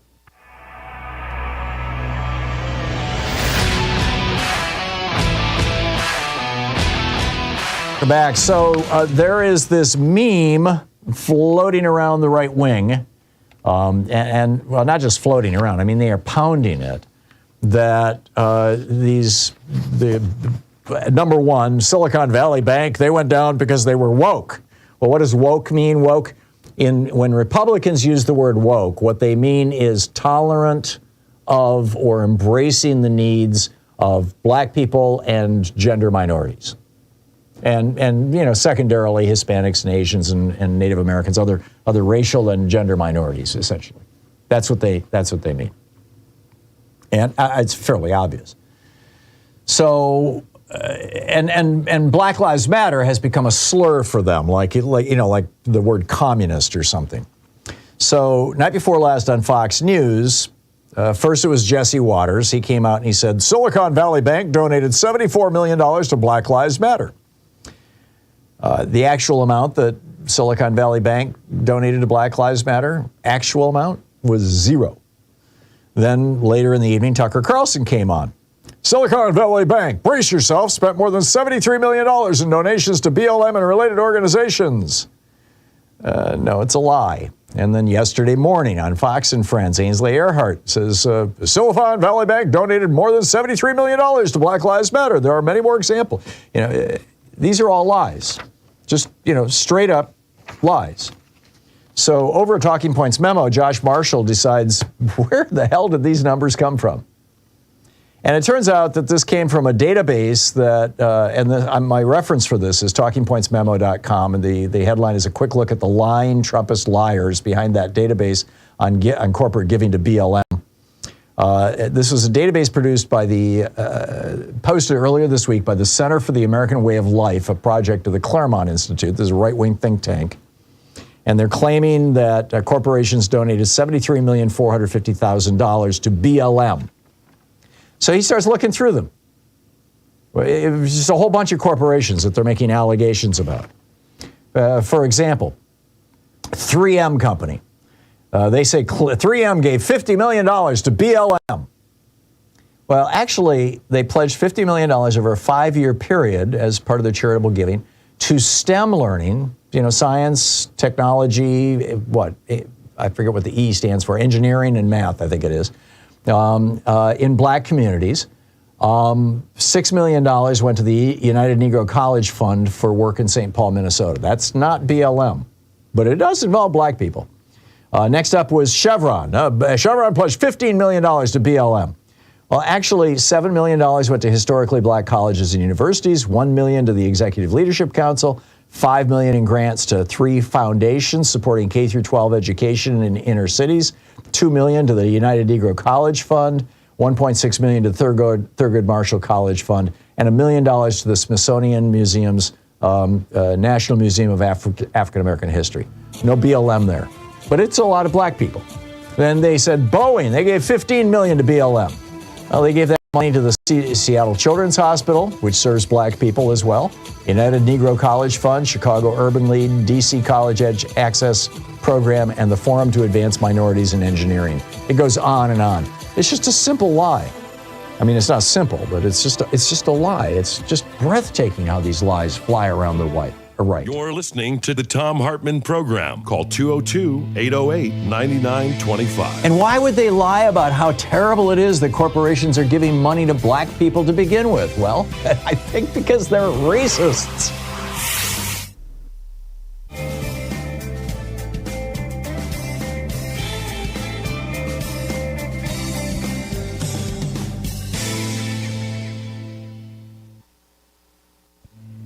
This is the Thom Hartmann Program. Our book today in the Thom. The week is sliding by. Have you called yet? Have you made your call? Have you reached out to Free Speech TV or gone online to freespeech.org and made your contribution? There used to be actually even a telephone number you could text to. I'm not sure if we're doing that any longer, but there are, different ways to make your contribution. However you do it, it's important to do it now. 877-378-8669 is the telephone number. We have this extraordinary television network with great progressive programming and a lot of really fine people working there making this thing happen. And it is supported by you or people like you. If you haven't contributed, it's somebody very much like you who's watching and enjoying it. If you have contributed, you're one of the people who is keeping me right here. Thank you so much. I honestly, truly appreciate it. So let's do it, huh? Let's keep this network going. Let's, in fact, unlock that $50,000 gift from a group of frontline funders, and that is going to be used to expand Free Speech TV's outreach. This is our opportunity to get that $50,000 to use specifically to do public relations and advertising and let more people know that Free Speech TV exists. That's a big deal. That's a really big deal. I've been lobbying for this for years, and it's happening. I'm so happy. So, and you should be too. So, call now, 877-378-8669. Your contribution will get us closer, whatever you give, $5, $5,000, whatever you give will get us closer to unlocking that $50,000 if we hit our goal at the end of next week. And that's how close it is, right? I mean, here we are. We've got 6 days to go, and plus today. So let's make it happen. The $50,000 gift, by the way, I mentioned yesterday, John and Jean from Newberg, Oregon, Joe in Washington, D.C., Joyce in Apache Junction, Arizona, Louise and Richard in Duluth, Minnesota, Marion in Polson, Montana. Also, I was informed yesterday that Andrew in San Diego played a role in this. I've been to San Diego. Bill in Boise, I've been to Boise. Vivian and Bobby in La Puente, California. Not been there, but I know Vivian and Bobby. They're wonderful people. Brenda in Copper's Cove, Texas. I'm not familiar with that town. And Charlene in Houston. I've been to Houston many times. So anyhow, some just wonderful people, the frontline funders at Free Speech TV, who got together and said, let's do this. Let's do this package. And if you can hit this goal, and so we're all working, we being all of us on the television here, on this network, working to try to hit our goal, to hit our individual and collective goals so that Free Speech TV can continue and can really start to grow in a significant way. This network has been one of the best kept secrets in America for way too long. And I'm looking forward to more and more people learning about what we're doing. If you make a contribution, there's two different ways you can contribute. There is the ongoing or sustaining contributor. These are really, really important because for management of Free Speech TV, they help do budgeting. You know that if you've got a certain number of people who have committed to give a certain amount of money every single month, that you can plan your budgets, right? On the other hand, the one-time gifts have historically been the foundation of the pledge drives. Much like they are on public radio and public television, the same thing. It's just kind of the nature of the beast with publicly funded media. So whichever way you decide to do it, and you could even do both. You can say, hey, here's a $120 gift, and send me that book on neoliberalism, and by the way, you can also take $5 a month out of my credit card for the next year. You can even do both. But if you make one-time contributions of at least $20, you have your choice of the Fight for Democracy sticker, or the Free Speech TV Clear sticker, or the bumper sticker that says, I'm a proud student of Thom Hartmann University. With a $50 gift, you can get the ever popular spring special seed bombs. These are little bundles of seeds and complete with a little bit of fertilizer all rolled up with them that you can just toss out in the grass or wherever, and suddenly you're going to have wildflowers. They're beautiful. $75 gift, the Thom Hartmann mug, or the Free Speech TV hat. I showed those to you yesterday. With a $100 gift, there's the Free Speech TV notebook and pen, or Free Speech TV will plant a tree in your name. With a $120 gift, there's my newest book, my most recent book, The Hidden History of Neoliberalism, How Reaganism Gutted America. Great for debating your weird Uncle Ralph at the dinner table. A $240 gift and $1,000 gift. $240 is our online meet and greet. $1,000 come to town.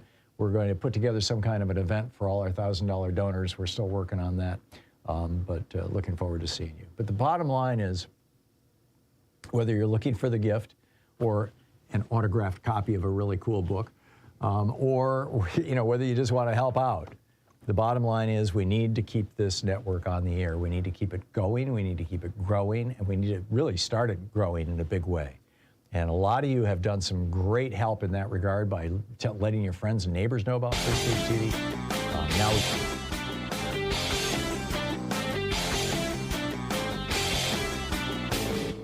Share the Thom Hartmann program with your friends. Our podcast, The Hartmann Report, is absolutely free and available wherever fine podcasts are available. And the entire 3-hour podcast is available over at thomhartmann.com. Welcome back. So in Alaska, this is interesting. The Supreme Court back in 2020 in a case called Bostock versus Clayton County, and I'll pick up your phone calls in just a second here, but in this case of Bostock versus Clayton County, the Supreme Court ruled that under federal law, and they were simply reflecting the law, right, that under federal law, it is illegal to discriminate against gays, lesbians, trans people in the workplace, against the LGBTQ plus community in the workplace. And as a result of that, a number of states actually, changed laws or policies to outlaw discrimination against, gays and lesbians and trans people. They just, and Alaska is one of them. But Alaska's Attorney General read the Supreme Court decision very carefully and concluded that it only forbids discrimination against queer people in the workplace, not in a restaurant, not in rental properties, not in selling a house to them in a neighborhood, not to, kicking them out of a supermarket, not allowing them to join a country club or a golf club or a gym. All of those kinds of discrimination, the Attorney General for the state of Alaska concluded, his name is Treg Taylor, concluded that's all good. And so he actually changed the policy of the state of Alaska. So now in Alaska, it is perfectly legal. You can't discriminate against queer people in employment, but in every other dimension of life, you can. And now that this has happened in Alaska, and this happened this week. Now that this has happened in Alaska, suddenly, 20 other red states across the United States, you've got attorneys general going, oh, like Scooby-Doo. Oh? And you are going to see more of this, and you are going to see it quickly. And the outcome of that will be that some gay person gets kicked out of a gym because the gym decides that they don't want gay people there and sues, and it goes to the Supreme Court, and the Supreme Court will probably reverse their own ruling that it's illegal to discriminate, in the workplace. I mean, we'll have to wait and see. But this whole zeitgeist, this whole, the feeling, the spirit that's in the air has become so intolerant, so filled with hate as a result of right-wing hate media and, Tucker Carlson's alignment with Vladimir Putin and these kinds of things that it's spooky living in this country right now. It's downright spooky. So let's pick up your phone calls, your thoughts on these and all the other issues we've been talking about today. James it says Progressive Voices. It doesn't say where you're calling from, James. Where are you? From Chandler, Arizona. Oh, Chandler, Arizona. Thank you. So what's up? Hi, Tom. So I just want to talk about term limits. I know everybody's anxious to limit some of the power and corruption that some of these people have when they stay in forever. But I think I kind of agree with you. They're kind of missing the mark on whose power they're really trying to limit. It's really the lobbyists that are the ones that have this outsized influence, the power and money that they can wield against the Congress. What if we try to do something, since they have to be registered lobbyists, what if we put term limits on the lobbyists so that they can only be lobbyists for 2 or 4 years? That's an idea. That way their power gets limited instead of trying to limit the legislators. I like that. I also think that there should be a revolving door rule that there is right now. I think you can't lobby for the first 5 years, but they get around it routinely by simply saying, well, I'm not lobbying, I'm offering legal advice, or I'm offering my expertise. Something to try and limit the corporation's power that acts with lobbyists. And maybe even another extension would be have the articles of incorporation limit the term limits on the officers of corporations, so you can only be president for 2 terms or something like that. Yeah, I'm not. I'm not sure I'd agree with that. I think that just like you want an institutional memory in Congress or in a state legislature, I think that you want an institutional memory in an institution, in a corporation.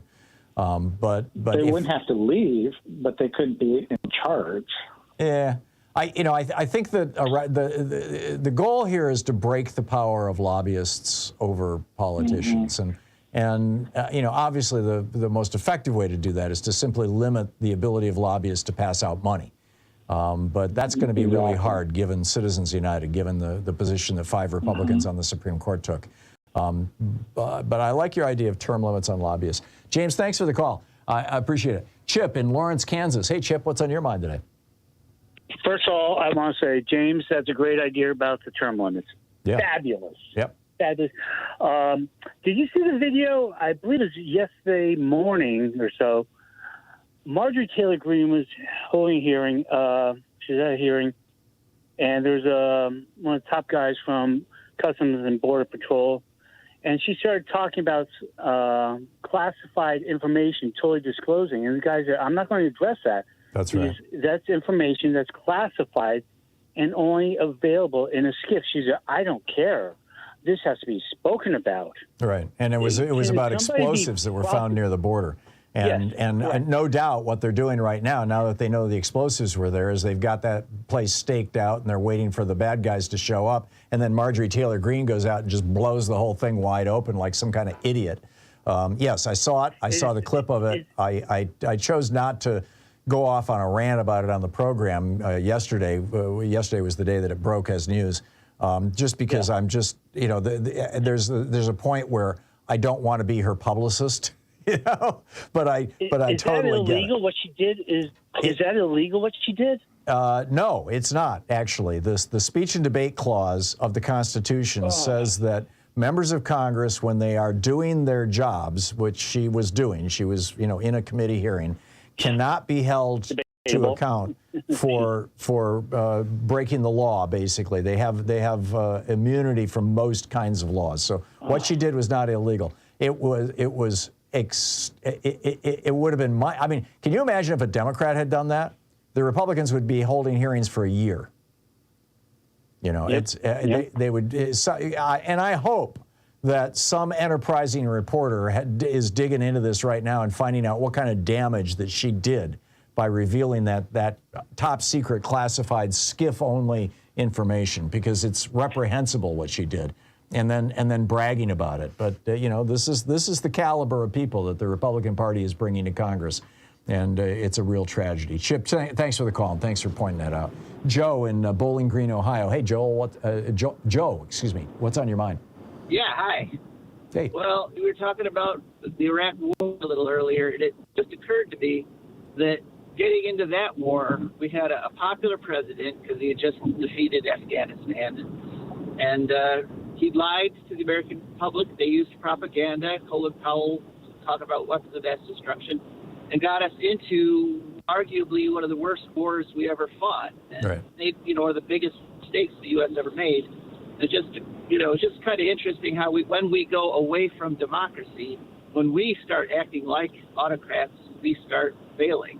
That's right. That's it. That's right. And it's an excellent point, Joe. And that's why democracy is always better than autocracy. It's, democracies almost never, with majority opinion, go to war unless they've been attacked. Excuse me. And, whether it was Lyndon Johnson lying to us about the Gulf of Tonkin and justifying the Vietnam War, or whether it was George W. Bush, lying to us about weapons of mass destruction in Iraq, in both cases, it took a lie to get the American people to go along with the war. And, which is it actually tells us how important democracy is and how important honesty is in a democracy. Your point really well made, Joe. Right. Thank you very much. Tim in Jackson, Wyoming. Hey, Tim, what's on your mind today? Hey, Tom. First of all, we miss you when you're gone, but Jefferson is a great substitute, and I'd love to see him on an hour in Free Speech TV sometime. But Thank you. The reason you guys are great teachers, and it really is the truth when you're gone, and I learned so much on this program. the reason I called those not to be intelligent, it's more to be petty. I don't know if you saw in the New York Post, of all places, CPAC had a drag queen. Oh, you're kidding. Say what? She goes by the name of Lady MAGA. And it was a man? Yeah, of course. Yeah. The hypocrisy of these people. These aren't serious people. I don't know how we have serious debates with these people when they're not serious people. It's just... Well, and they won't show up for a debate anymore. I mean, Republican members of Congress don't even show up for town halls anymore. They don't answer their phones anymore. It's... Well, they do, but they just do them. They just do them in committee meetings in deep red cities and deep red states. Yeah. This whole taking the committee meeting to the border is just a joke. But anyway, I digress. But Lady MAGA, look her up. But she claims that she is not a drag queen performer. She's a what'd she say, costume enthusiast or something like that. Okay, well, drag performers are costume enthusiasts, I can tell you, from having known a few. They are. Tim, I got to run, but Lady MAGA. Thanks for that, Lady I think. MAGA. Thanks. There you go. Maggots forever. 45 minutes past the hour. We'll be right back. You're listening to Thom Hartmann. Visit ThomHartmann.com for audio and video archive. Defending America from the weapons of mass deception. I'll be right back with more of your calls on the other side of this.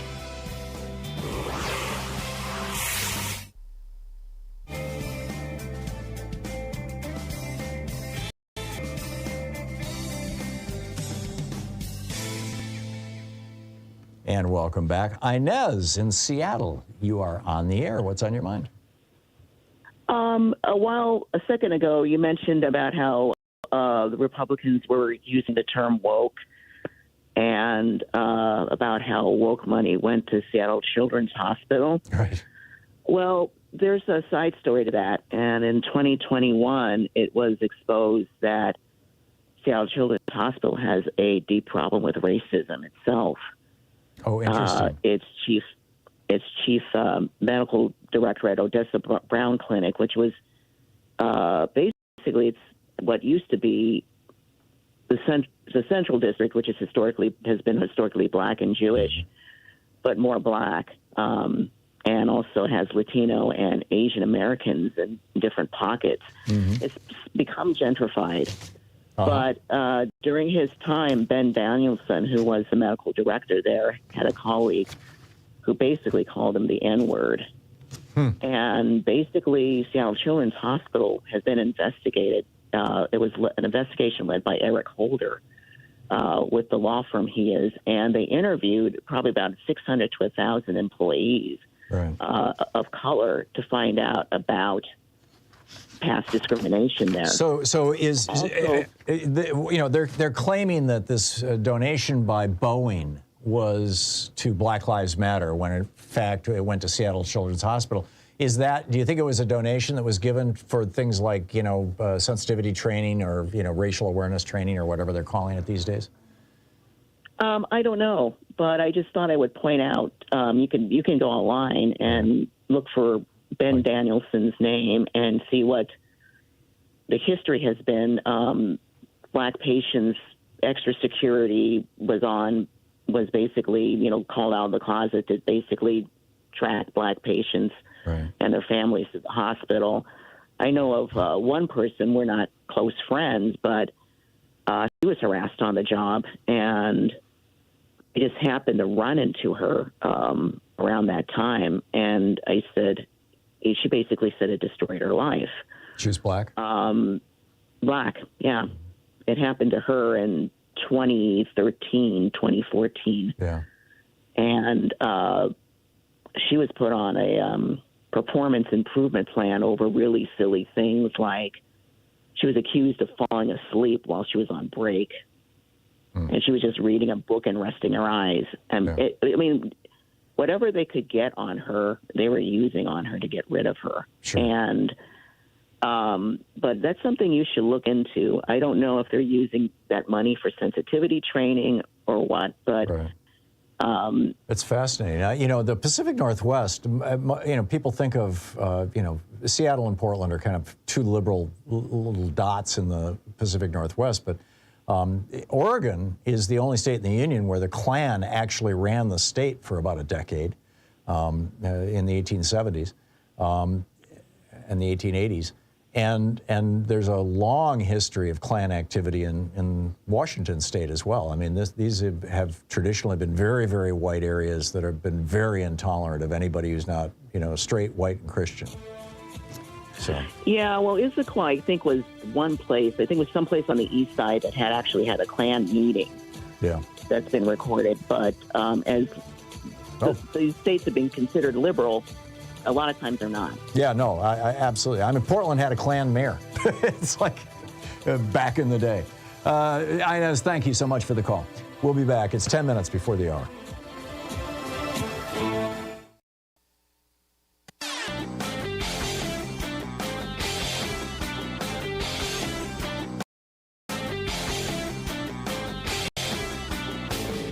Hey, thanks so much for sharing our program and for reaching out to our stations and sponsors and letting them know that you're listening. It really means a lot to us.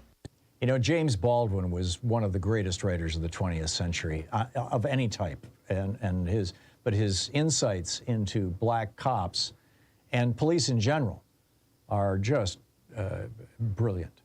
This is one of his writings about black policemen. He said, "Black policemen were another matter.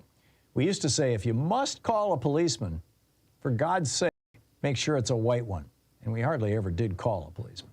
A black policeman could completely demolish you.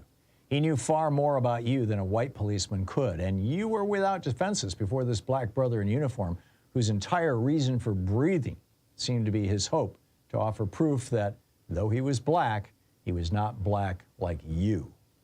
Baldwin goes on to talk about, you know, black cops and his father and his relationship with his father and just the general violence perpetrated against black people. There's a whole video about it over at thomhartmann.com. You can check it out. 51 minutes past the hour, and picking up your calls, John in Moorhead, Minnesota. Hey, John, what's on your mind today? Oh, just a couple things. First of all, I had the extreme pleasure of being a speechwriter during the election for the Democratic Party. You had talked about also I do have for you real quickly, I thought you might like this. I have broken the code, woke. And it actually is reflective if you just think about Florida and what they're doing to their schools, what they're, everything about, any minority is disappearing off the books. I've really come up with this idea, and basically their goal is this: white-only knowledge exists. Yep. Yeah, they're trying to roll the clock back to the 1950s or before. Yes, yeah. Absolutely. And I hope we can get some T-shirts on it and some buttons. Also, you were talking about New York earlier and what happened there in losing those seats. I don't know if you're aware, actually, it cost me my position there, and I got fired after the election with no pay because I had sent an email to Minnesota, and they sent it to Washington, that New York was very upset, New York State and some other states, that they feel we lost the Congress because there was no money for media in the budget. And I know in Minnesota we had a real problem with the whole subject about crime, and that has been their winner for the last 2 or 3 elections. Right. And instead of it's been their winner since Nixon. Nixon declared the war on crime. Yeah, and it works for them. But we didn't do any media to help ourselves. No, the Democratic Party really needs to get their media act together. I completely agree with you, John, and I wish they would. I mean, and obviously I have a dog in this fight. Terrible metaphor, but I don't have a better one right off the top of my head. I would love to see more progressive radio stations around the country. They don't have to carry my program, but we need more progressive media, and it is growing, but it's growing slowly. John, thank you for the call. Alan in Memphis, Tennessee. Hey, Alan, what's on your mind? I'd like to talk about the looming hostage taking over the raising the debt limit. Yeah, it's going to happen in a month or so. Well, two or 3 months, but yeah. Yeah, Bennett's first point is you do massive tax cuts on the rich, so they have more money to spend. For the most part, what do they do with it? They buy T-bills. So it's a double whammy win.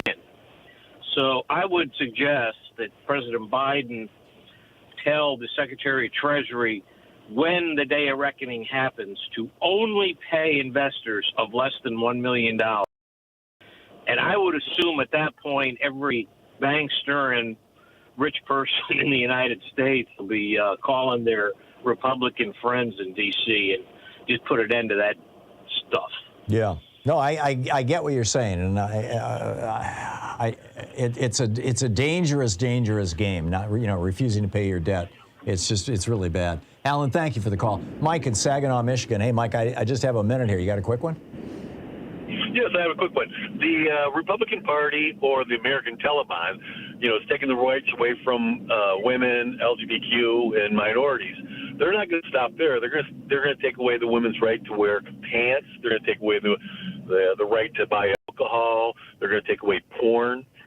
That's not going to stop just where it is now. So I think more people should be aware of that. Yeah, they've become essentially the morality police, and in fact, there was which state was that? Was it Nebraska? It was one of the Midwestern states where men in the Republican men in the legislature wanted to pass a rule for women legislators that they couldn't show bare arms. It's like, really? It's like they wanted a dress code for the women. And go ahead. One other quick thing. Being woke is the equivalent of not being politically correct. Being woke is when you speak the truth and it makes other people feel uncomfortable. Yeah. And isn't that what the Republicans say, that they're not politically correct? Yeah, well, they like to, this is a Limbaughism, they like to say that, but it ain't true. Mike, thanks for the call. Yeah. The whole thing, when Republicans use the word woke, what they mean is people or policies that are tolerant of racial or gender minorities. I haven't seen them yet extend it to religious minorities, but they'll get there. We'll be right back.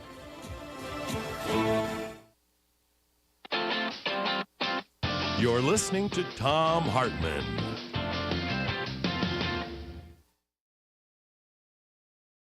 In addition to bringing you the Thom Hartmann program here on Free Speech TV and Video Media Online, we also have a whole set of ways you can interact with us and tools you can use to spread the word about the importance of democracy and the threats to it in our republic.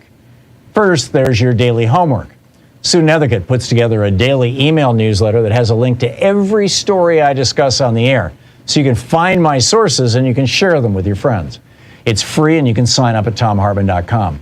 Second, I publish my daily take every day over at the hartmannreport.com website. That's also free if you want the daily 5 days a week rant in your inbox. No ads either. Third, we have the podcasts. There's the free 1 hour version of our daily show that's advertising supported. You can find that wherever you get your podcasts normally. And then there's also the podcast of the entire 3 hour show with no advertisements, and that's available by subscription over at thomhartmann.com. So check them all out at thomhartmann.com and hartmannreport.com.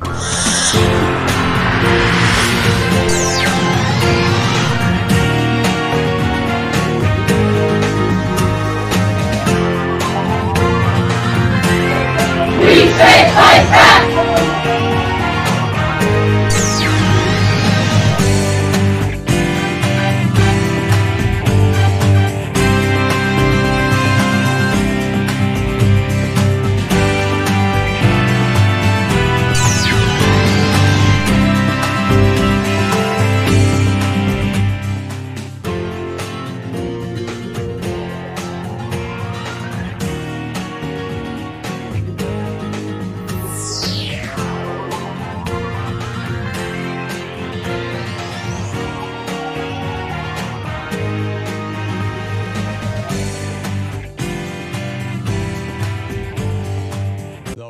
is sliding by. Have you called yet? Have you made your call? Have you reached out to Free Speech TV or gone online to freespeech.org and made your contribution?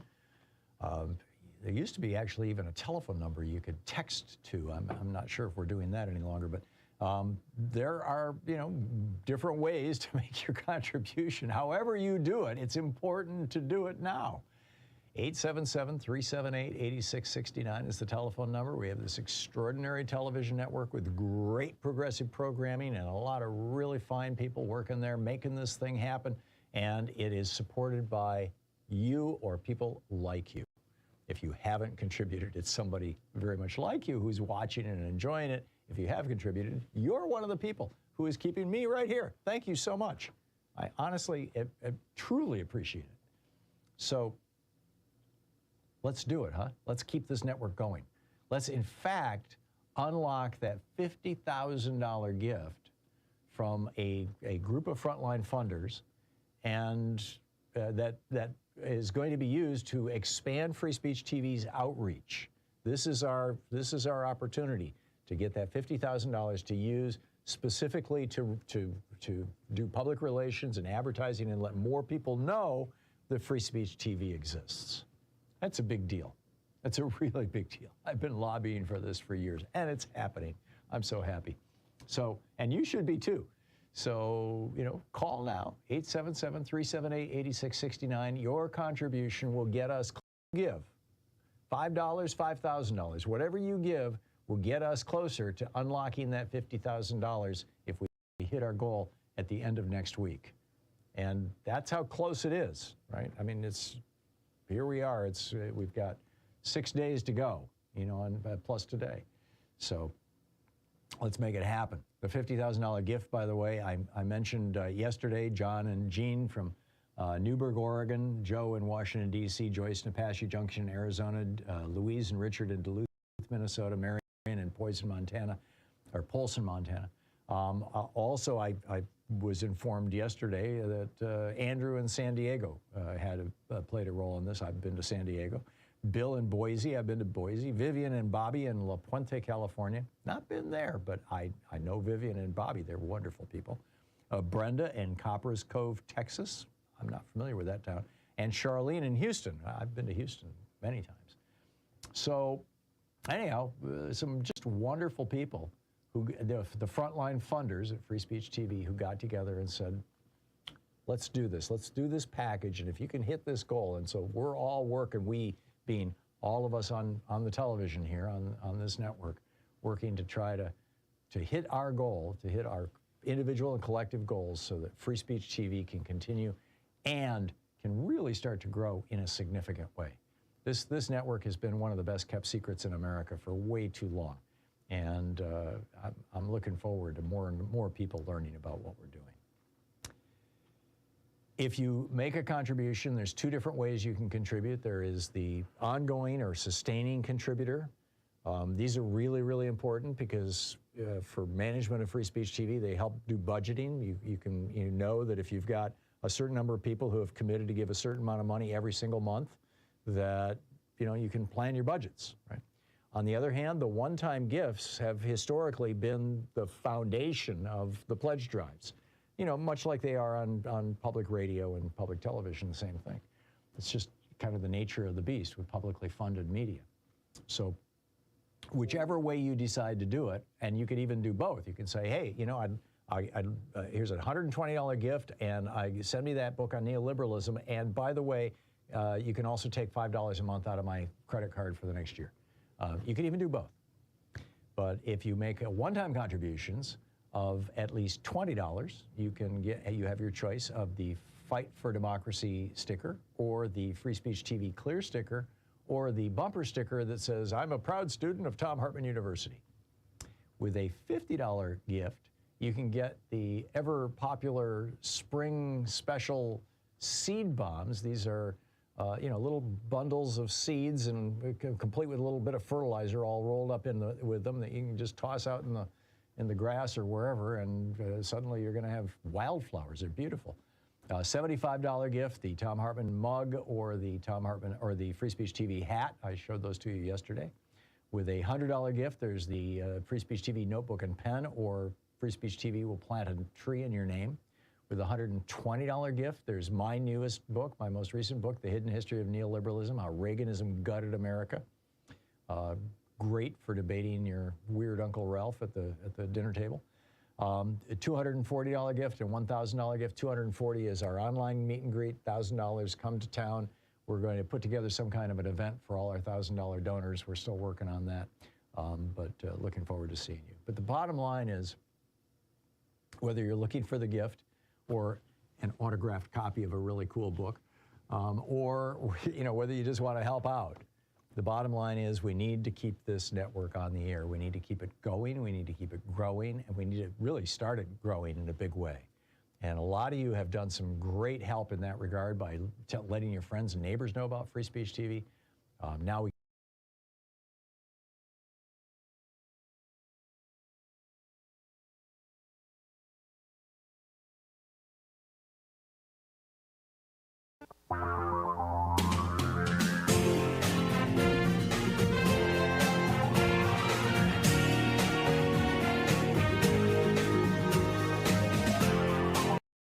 This is the Thom Hartmann Program.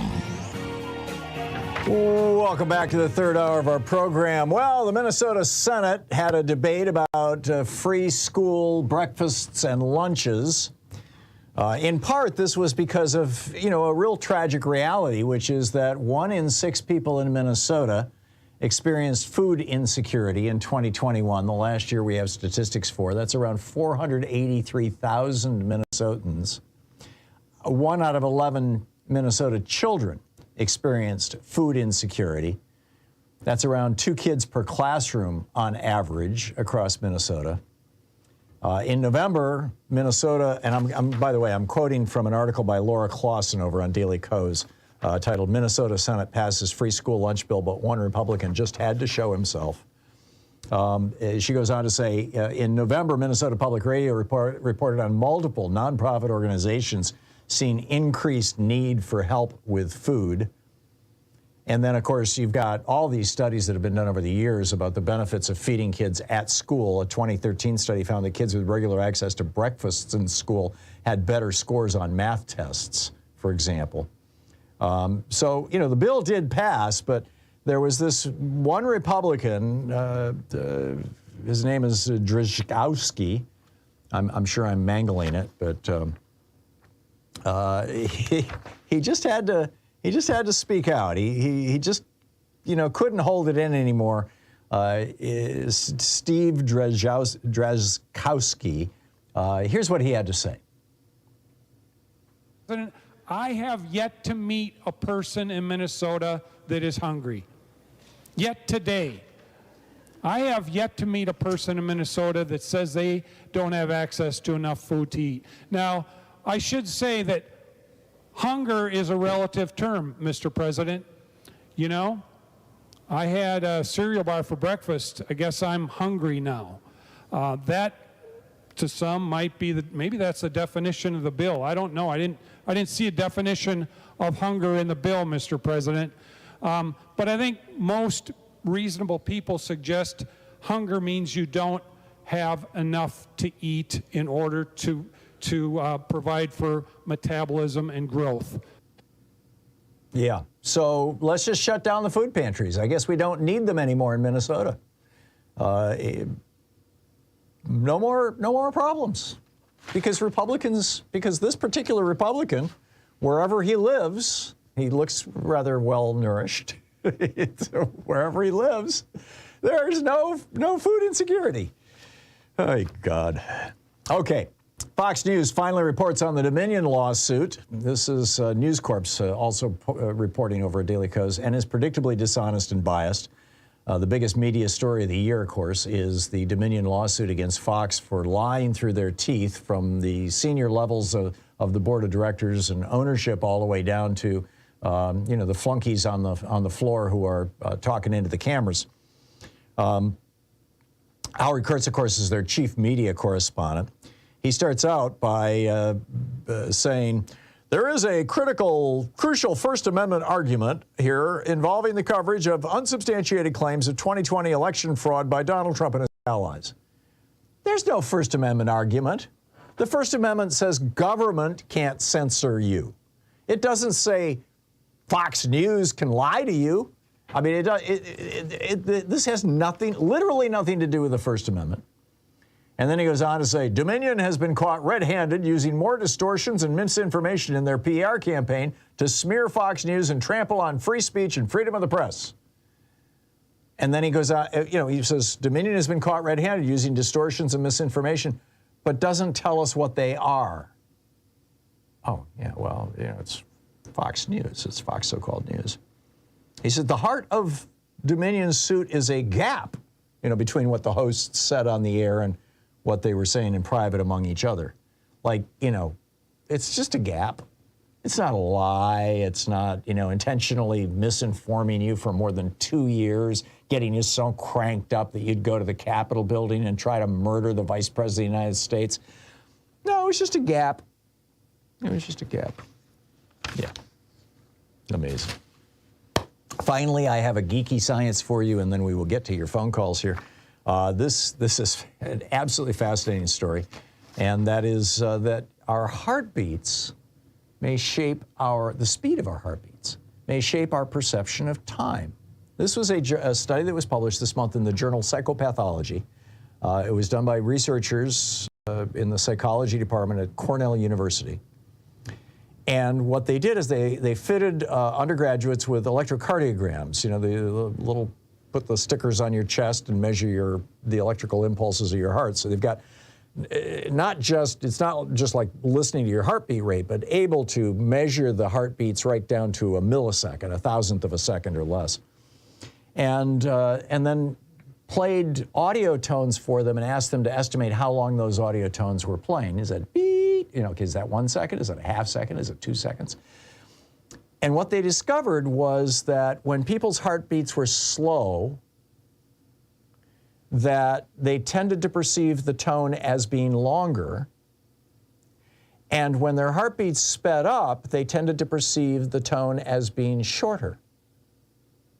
In other words, our perception of time changes. I remember being a little kid. I have such a clear memory of this because it was one of those kind of epiphany moments. I must have been 6, 7, 8 years old.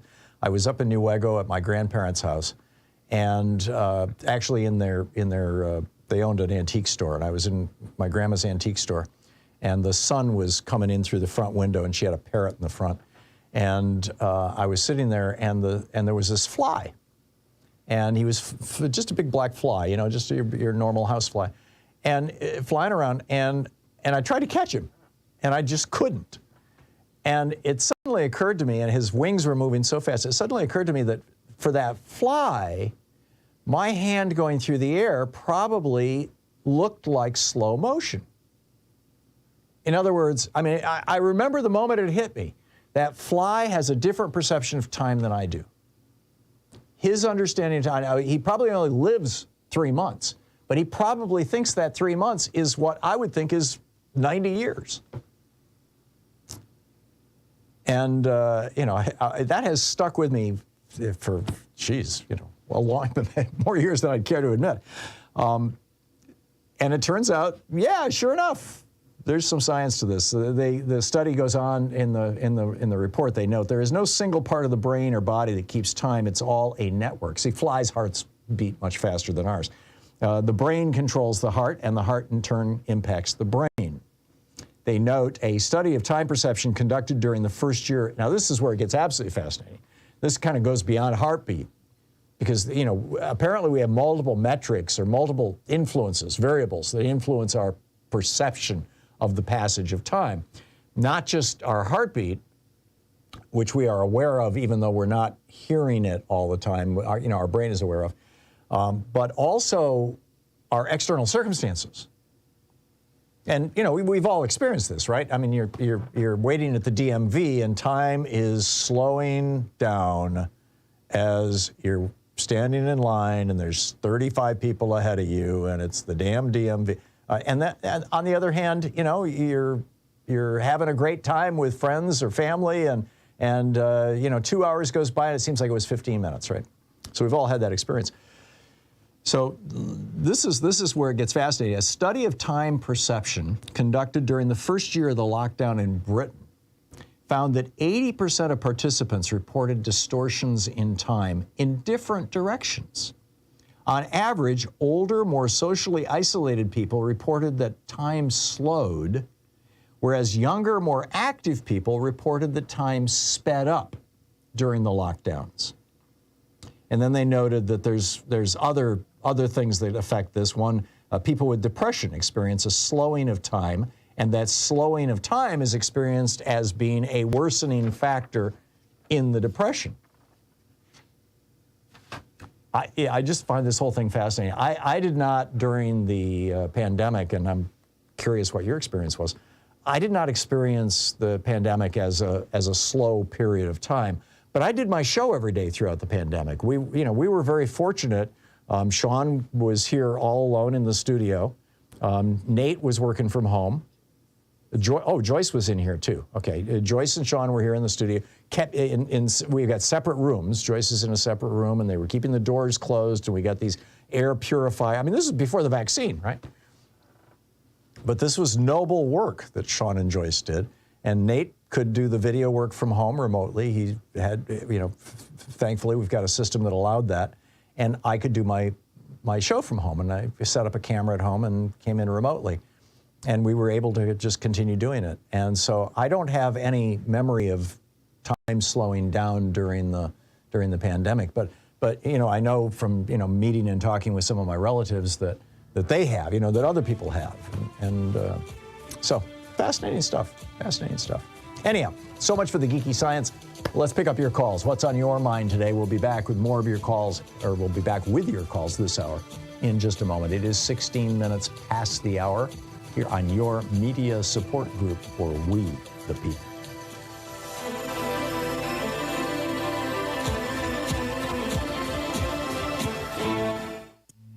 This is the Thom Hartmann Program.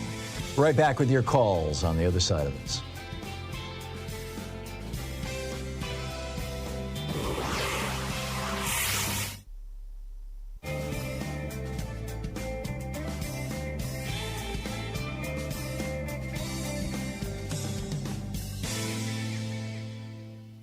And welcome back. PJ in Sassoon City, California. Pardon my hiccup. PJ, what's up? I would like to know your take on... PJ, could you get your mouth a little closer to the microphone? Yeah, okay, how was this? It's a little better. I would like to know what your take is on the bills that were passed in Georgia last week concerning the discipline and removal of district attorneys who were prosecuting and cases that would possibly come up in the future, like indicting Donald Trump. Right. And the word is woefully unreported out here in California. I haven't seen anything on any of the local news channels about this, and I'm mortified by that, because this is an attack on checks and balances. Yes. Which is a main part of our Constitution. For yes, on Christ's an sake. independent justice system. And our justice system, of course. Well, they're attacking the justice system. No, it's an attack on the independence of the justice system. You're absolutely right, PJ. The last story I read about this, and it was in the New York Times, said that the bill, that the law, if it's signed by Governor Kemp, and I believe it probably has been by now, doesn't go into effect until 2024, which means that it would not stop Fani Willis, who is the Fulton County District Attorney, from going after Donald Trump. Yeah. Whether that's accurate or not, whether there's some go-around that they've got in mind, I can't testify to, but I agree with you that this is one of the more underreported stories that have happened recently. I completely agree with you. It's incredibly dangerous, and Yeah. I haven't seen the 2024 date in any of the online reporting that I've seen. So that would be very cool if we got some kind of a buffer period of time to follow through with some of this stuff. Why do you think that it's not being reported? It's amazing to me. Well, it was, as I said, it was in the New York Times. I mean, you know, it was reported. There was a report. I think Chris Hayes covered it at MSNBC. It wasn't. You know, it's not like there was a news blackout about it. It just wasn't a kind of a national freakout. I agree with you. I think it's a story that deserves more attention than it got, particularly because it probably won't stay in Georgia. I mean, you know, you've got, when Georgia did their voter suppression legislation that led to, and then, you know, that allowed Brian Kemp to arrest a bunch of black people and parade them in front of TV cameras, as has Greg Abbott, as has DeSantis down in Florida.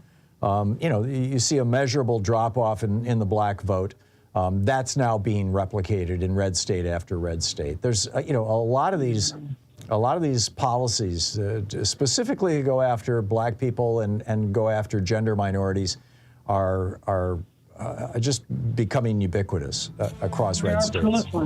Yeah, they are. It's like a metastasized cancer or something. It's bad stuff. PJ, thank you. Thanks for bringing it up. It's worth talking about. 21 minutes past the hour. We'll be back with more of your calls right after this.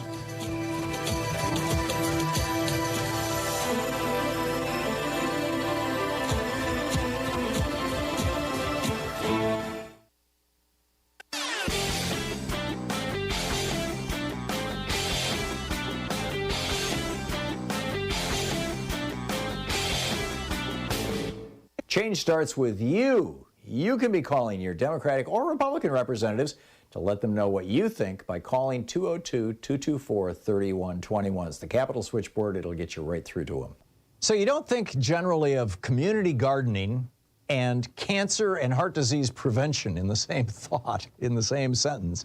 But sure enough, this was published in the journal Lancet Planetary Health, a study that was funded by the American Cancer Society, the first ever randomized control trial of the effects of community gardening. And what they did was they started a garden. This was in Denver. It was 291 non-gardening adults, average age 41. And they gave them half of the group. They gave them a garden plot and some seeds and seedlings and an introductory gardening course. And what they found was by the fall, that those people who were doing the gardening had increased their fiber consumption by 1.4 grams a day, 7%, which is substantial. And they believe that this will help them with everything from diabetes to certain cancers. It's absolutely a fascinating study. There's a whole video about it over at thomhartmann.com. Check it out.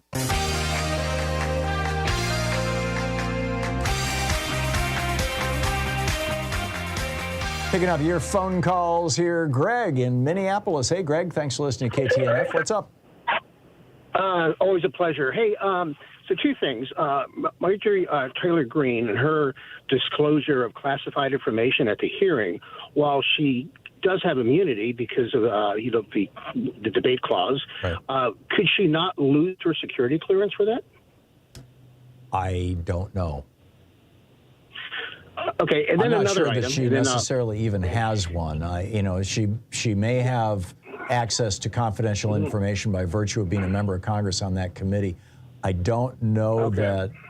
I think for some of the committees, like intelligence and military, that there is a whole level of clearance that, but I don't know if the people who go through it are doing it voluntarily or whether it's involuntary. And I don't know how this applies to more general Congress people. If you can remember, Greg, the next time Congressman Khanna or Congressman Pocan are on, and Ro Khanna is going to be with us tomorrow, Sean thinks. I mean, it's always subject to, votes on the floor and stuff like that. But the next time they're on, give us a shout and ask them. Okay, that's great. And then the other item is I did some consulting work when I moved to Minneapolis with Medtronic, a medical device company. Mm-hmm. And I was working with a sales organization on technology. But interestingly enough, the regulations from the FDA has great restrictions around how many contacts the salespeople from these medical device and drug companies can directly make to doctors. They have to track every interaction they have, and they're limited on how much money they can spend on them. Right. This is all relatively recent, too, by the way. These rules came into place in the last decade. Right, yeah, and so, but that being the fact, again, someone had made the comment about, well, could we restrict what lobbyists do? And they're saying, well, no, based on, their First Amendment rights. Well, guess what? The First Amendment rights of the medical device companies and drug companies, and we're telling them that they can't interact with people they're trying to sell to at whatever level they want to. There's a fundamental difference. Why could we not use the same thing? There's a fundamental difference. When a drug rep is, that's commerce. When a lobbyist is calling on a politician, that's legislation. That's governance. Okay. And the Supreme Court has always interpreted the First Amendment most expansively in the political and governance realm, and least expansively in the realm of private commerce. So that makes sense. Okay. Yeah. That's fair. Okay, it makes sense. Okay, well, great. Well, hey, thanks very much. Love the show. Listen to you almost every day. Thank you, Greg. I appreciate the call. Holly in Washington, D.C. Hey, Holly, what's up? Hey, I want to add a little to the conversation about term limits and give a quick personal background story to orient you towards this. In October and November, I spent time in the House and Senate congressional hearings, mostly the House. It's a lot more fun. And then I moved to D.C. because I really wanted to get involved. So I moved from San Francisco to D.C. and got on the job board, like the hiring for staff positions on the Hill. Yep. And what I've learned, and I think it just doesn't get enough presence in the discussion, is a lot of the stability is, elected officials come and go, but the staff stays.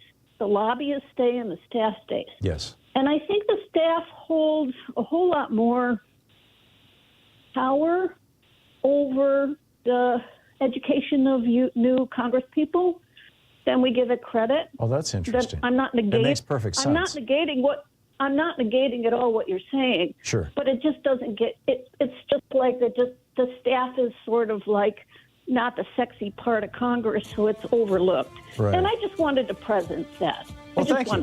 Thank you for clarifying that for me. It hadn't occurred to me, and I don't know why not. I mean, it just makes perfect sense.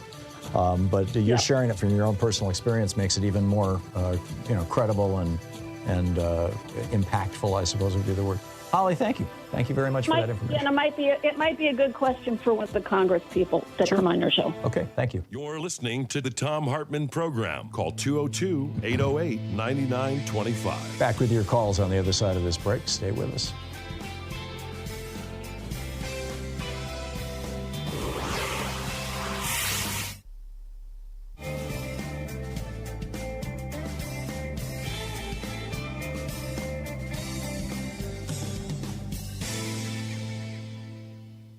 The week is sliding by. Have you called yet? Have you made your call? Have you reached out to Free Speech TV or gone online to freespeech.org and made your contribution?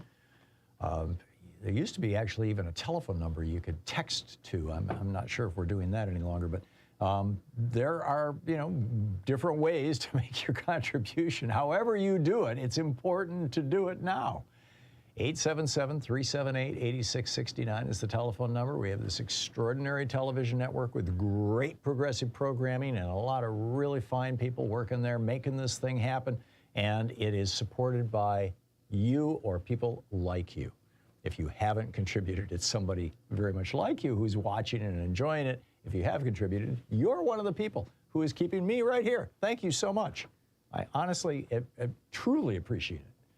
So, let's do it, huh? Let's keep this network going. Let's, in fact, unlock that $50,000 gift from a group of frontline funders, and that is going to be used to expand Free Speech TV's outreach. This is our opportunity to get that $50,000 to use specifically to do public relations and advertising and let more people know that Free Speech TV exists. That's a big deal. That's a really big deal. I've been lobbying for this for years, and it's happening. I'm so happy. So, and you should be too. So, call now, 877-378-8669. Your contribution will get us closer, whatever you give, $5, $5,000, whatever you give will get us closer to unlocking that $50,000 if we hit our goal at the end of next week. And that's how close it is, right? I mean, here we are. We've got 6 days to go, plus today. So let's make it happen. The $50,000 gift, by the way, I mentioned yesterday, John and Jean from Newburgh, Oregon, Joe in Washington, D.C., Joyce in Apache Junction, Arizona, Louise and Richard in Duluth, Minnesota, Marion in Polson, Montana. Also, I was informed yesterday that Andrew in San Diego played a role in this. I've been to San Diego. Bill in Boise, I've been to Boise. Vivian and Bobby in La Puente, California. Not been there, but I know Vivian and Bobby. They're wonderful people. Brenda in Coppers Cove, Texas. I'm not familiar with that town. And Charlene in Houston. I've been to Houston many times. So anyhow, some just wonderful people, the frontline funders at Free Speech TV who got together and said, let's do this. Let's do this package. And if you can hit this goal, and so we're all working, we being all of us on the television here, on this network, working to try to hit our goal, to hit our individual and collective goals so that Free Speech TV can continue and can really start to grow in a significant way. This network has been one of the best kept secrets in America for way too long. And I'm looking forward to more and more people learning about what we're doing. If you make a contribution, there's two different ways you can contribute. There is the ongoing or sustaining contributor. These are really, really important because for management of Free Speech TV, they help do budgeting. You know that if you've got a certain number of people who have committed to give a certain amount of money every single month, that you can plan your budgets, right? On the other hand, the one-time gifts have historically been the foundation of the pledge drives. Much like they are on public radio and public television, the same thing. It's just kind of the nature of the beast with publicly funded media. So whichever way you decide to do it, and you could even do both. You can say, hey, here's a $120 gift, and send me that book on neoliberalism, and by the way, you can also take $5 a month out of my credit card for the next year. You can even do both. But if you make one-time contributions of at least $20, you have your choice of the Fight for Democracy sticker, or the Free Speech TV Clear sticker, or the bumper sticker that says, I'm a proud student of Thom Hartmann University. With a $50 gift, you can get the ever popular spring special seed bombs. These are little bundles of seeds and complete with a little bit of fertilizer all rolled up with them that you can just toss out in the grass or wherever, and suddenly you're going to have wildflowers. They're beautiful. $75 gift, the Thom Hartmann mug, or the Thom Hartmann or the Free Speech TV hat. I showed those to you yesterday. With a $100 gift, there's the Free Speech TV notebook and pen, or Free Speech TV will plant a tree in your name. With a $120 gift, there's my newest book, my most recent book, The Hidden History of Neoliberalism, How Reaganism Gutted America. Great for debating your weird Uncle Ralph at the dinner table. A $240 gift and $1,000 gift. $240 is our online meet and greet. $1,000 come to town. We're going to put together some kind of an event for all our $1,000 donors. We're still working on that, but looking forward to seeing you. But the bottom line is, whether you're looking for the gift or an autographed copy of a really cool book, or whether you just want to help out, the bottom line is we need to keep this network on the air. We need to keep it going. We need to keep it growing, and we need to really start it growing in a big way. And a lot of you have done some great help in that regard by letting your friends and neighbors know about Free Speech TV. Now we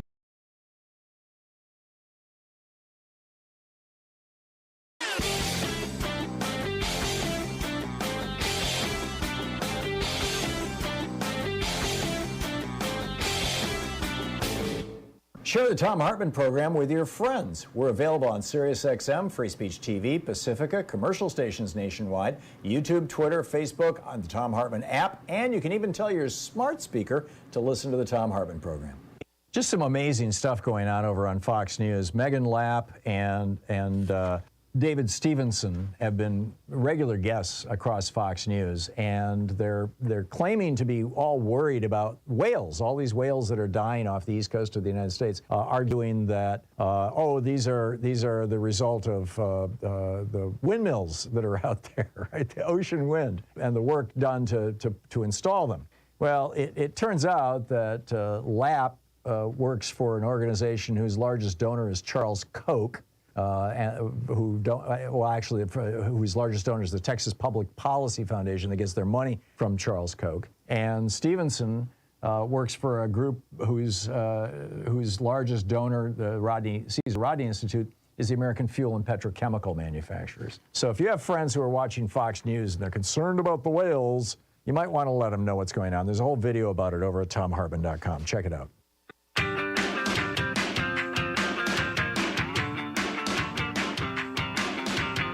And welcome back, 35 minutes past the hour. Gene in Andover, Minnesota. Hey, Gene, what's on your mind today? Good day, Tom. I just wanted to provide another definition of woke, if I could. Okay. I think it's simply people that recognize U.S. history. It's that simple. I think you may well be right. Although DeSantis is extending this whole thing to include gender minorities as well as racial minorities, and I guess we've got a pretty terrible history with regard to gender minorities too. But there's not the body of literature around the way that gays and lesbians and trans people have been trashed and killed and murdered and terrified for centuries in America, like there is around how that has happened to black people principally, and Native Americans and Hispanics and Asians as well. But, good one. Yep. Gene, thank you very much. Greg in Charlotte, North Carolina. Hey, Greg, what's on your mind today? Yeah, hey, Tom, I want to talk to you about Black Lives Matter. Have you looked at their 990? Because the latest one's 2020. And this is not from Fox News. This is from the World Socialist website. They paid $2.16 million to a firm owned by a board member, Shamalia Bowers.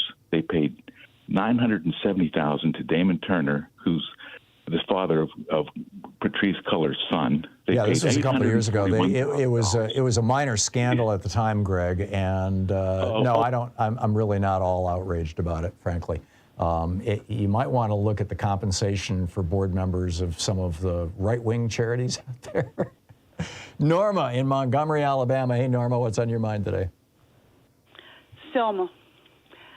I was watching our local news, and the guy in California, you need to check and see who owns your news stations, and that will be your problem as to why you don't get the news you want. They were all bought.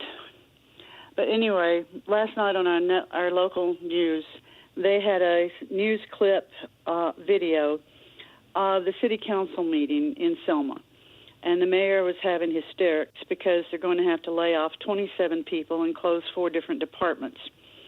And he's screaming at them, you can't close finance and tax office because that's where our money comes from. What has happened is the tornado has destroyed the tax base. The stores, the strip malls have been destroyed. There are no businesses opening. And this is in Montgomery? This is in Selma, Alabama. In Selma. Okay, thank you. Yes. And they need money just to keep the city offices going.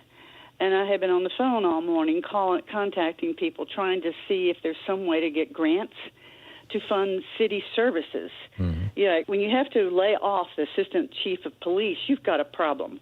Yeah. And where's the state government? Yeah, really. I've been on the phone all morning. Oh, it's run by Republicans, I forgot. And Selma's a mostly black town, so, It's a black district. Terry Sewell, a black woman, is the representative of District 7. Mm-hmm. And she's doing everything she can, and I've left message with her people. But, everything I've called, they say, well, you need to contact your representatives. You need to contact your senator. And I have Tommy Tuberville and Katie Britt for senators. I have Barry Moore, a white man Republican. And so that's the U.S. Congress level. And here in my district, I have a white man Democrat representing my district, which is a help. But my senator is a white man Republican. And, yeah, trying to get people to understand that Selma cannot go bankrupt. It cannot close its doors is a big deal. Yeah. And I've talked to the mayor's office in Selma today also. And, you know, she said that they're doing everything they can. But, you know, every white woman in this country needs to understand that living here in the South, which is white Republican men running everything, in 1972, my husband drove the car I purchased with money from my father's death to work because his wouldn't crank. He came home with a new car for himself. I had no recourse because I was a married woman and I was essentially the property of my husband. It wasn't until the 70s that a white woman could get a checking account, a credit card, get a loan to buy a car, get a loan to have a house. Because before that, you had to have a man sign for you as a cosigner. The civil rights wasn't just about black rights. It was about civil rights of human beings. And, yeah, the mess over there is astonishing. Some of the 200-year-old oak trees are on, the whole root ball is out, and they're the size of an overturned GMC Yukon, huge root balls. And there's not, 200 houses were destroyed. That's 200 homes. And it takes time. And one of my ideas was to get some of the young people to get over there and help this summer. Yeah. You know, by then something should be moving forward. But when you don't even have power and you can't even, you know, the phone system is still a mess. And it just, I know that it's been, 6-8 weeks now since the tornado. But what you hear is about the other tornadoes and the deaths here in Montgomery in an area called Flatwood. A black woman and her child were killed in a trailer. And there are homes destroyed in Lowndes County and Elmore County. Selma's in Dallas County. But, you know, I really hope Kenyatta is out there listening and will write something. But this mess, you know, it's not being talked about. It's not. It's like there's no news. You know, like no news about what's going on in Georgia. Right. Well, did anybody out there hear that in 2016 there were 55,000 people dumped off the voting rolls in District 3? We had a black candidate. 55,000 people written off the voting list. By the white state, candidate by the won. white power state, the Republicans who are in control of the state. Yeah, they're still in control. Yeah. But anybody that has time this summer, you know, bring a tent and come help, you know. Okay. But are there any, Norma, I do have to move along to other callers, but are there any good charities in the area that you would recommend people reach out to if there's anybody listening and wants to help? I would suggest that you call the mayor's office. You know, you just Google Selma, Alabama, and ask them what is the best way to help them. Okay. Because, yeah, I would like to see the Alabama National Guard go in there and set up tents for people to come and live in. Yep. But, you know, I can't get through to anybody I'm leaving messages everywhere. You know, but we can't lose Selma. Yeah. They can't go bankrupt, Tom. Yeah, no, I'm with you. Norma, thank you. Thank you for sensitizing us all to this issue and sharing the story with us and for the backstory. It's always so nice to hear from you. Thank you. Kevin in Frederick, Maryland. Hey, Kevin, what's on your mind today? Hey, Tom. I, a few days ago, got really interested in the term woke, and you've been talking about it a lot today. And I went down a rabbit hole trying to find out where it actually originated. And you can stop me if you already know this, but are you aware that it was originally used in the 40s? No. Okay, I went down a rabbit hole. I used a chatbot, and then I used to learn more. You actually go to the sources. And sure enough, there are 5 different sources that have the same definition. It's only 2.5 sentences long. May I read it to you? Sure. The term woke is an adjective derived from African American vernacular English, meaning alert to racial prejudice and discrimination. It began appearing in the 1940s and was first used by African Americans to literally mean becoming of justice. The use of this term woke in a political context originates with black activists in the United States in the early mid-20th century. Now, I find that fascinating. Yeah. Well, and that also explains why Ron DeSantis hates it, why he would pass the Anti-Woke Act or the Stop Woke Act in Florida, and why he proudly proclaims. I got a fundraising pitch from him in the email this morning, and he's proudly proclaiming that Florida is the place where woke goes to die. Right. Yeah, it makes perfect sense, Kevin. Kevin, thank you. Thank you for sharing that with us. That's fascinating.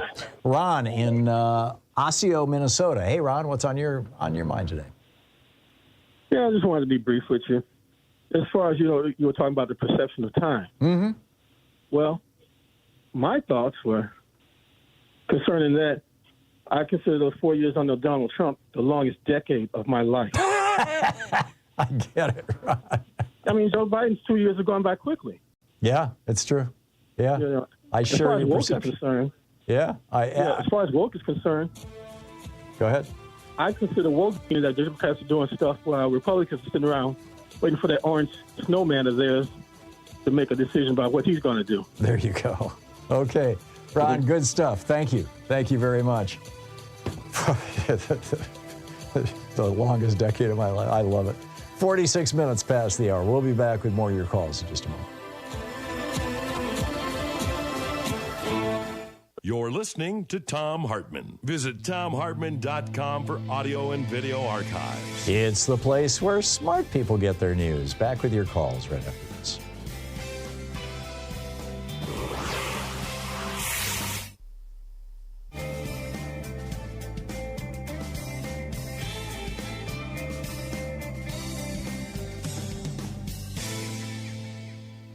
And welcome back. John in Cambria, California. Hey, John, thanks for watching us on Free Speech TV. What's on your mind today? Hey, Tom, another perception of time, possibly. It's kind of funny. I'll keep it short. When I was a kid with my brother, probably 6, 7, 8, just like you, we had read, or I had read somewhere, that flies only have a memory of about 3 minutes.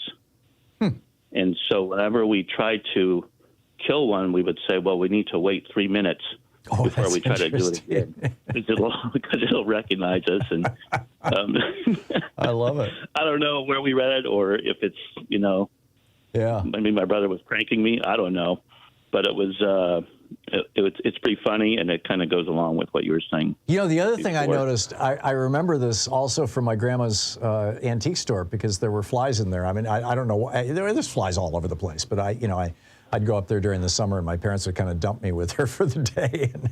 But the thing I remember is that she had a chandelier that she had a bunch of them in the antique store, but there was one in particular near this window, and there were two kinds of flies. I mean, they were the same species, but there were some flies that would just kind of sit at the bottom of the chandelier. They'd hang out, and then there was. Below them, there were flies that were flying geometric patterns, squares and octagons in the air, just below the ones sitting on the little crystals hanging down from the chandelier.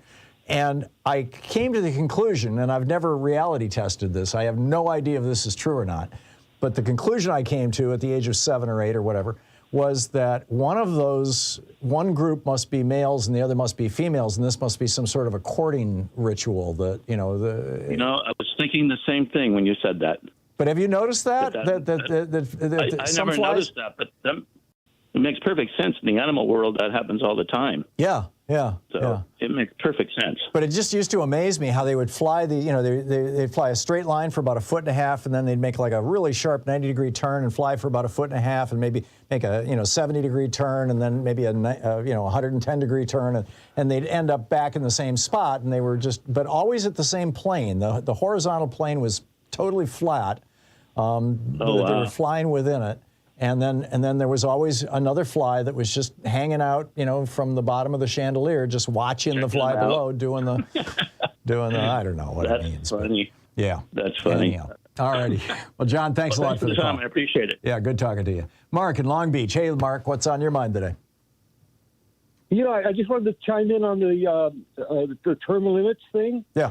I have personal experience in getting legislation through. I worked for a California state agency, and I responsible for monitoring legislation and writing legislation in and financial areas. We're down to 15 seconds here. To term limits? Yeah. Well, so anyways, the thing is, 15 seconds. Oh, that's okay. when time speeds up. As an administrator, yeah, it's tough. I'm trying to go past. Okay, I'm also a retired attorney. I think this runs afoul of the First Amendment. You think term limits run afoul of the First Amendment? No. You had you put pressuring me. I'm sorry, Mark. I'm sorry. I'm out of time. I should not have put you on with that little time. Next time you call, I'll try to do better. My apologies.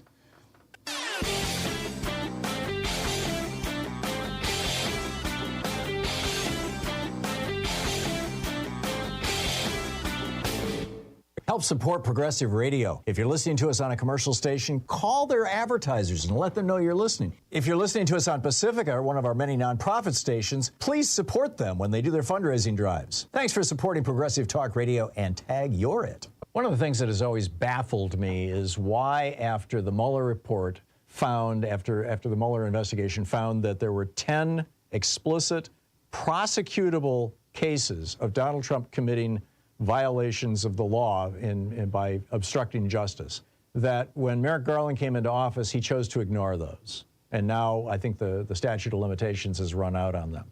I believe it was a 5-year statute of limitations. He had that first year, he could have prosecuted those. Why? Why is it that on October 30th, 2016, Harry Reid, then the head of the Senate Democrats and of the Senate, wrote a letter to Jim Comey saying it's clear that you have in your possession information about the connection between Trump and Russia and are refusing to release it. Yet you rushed out this information that you were going to investigate Hillary Clinton, and there was no there. Why is this? There's a video with the entire letter from Harry Reid over at thomhartmann.com. Check it out.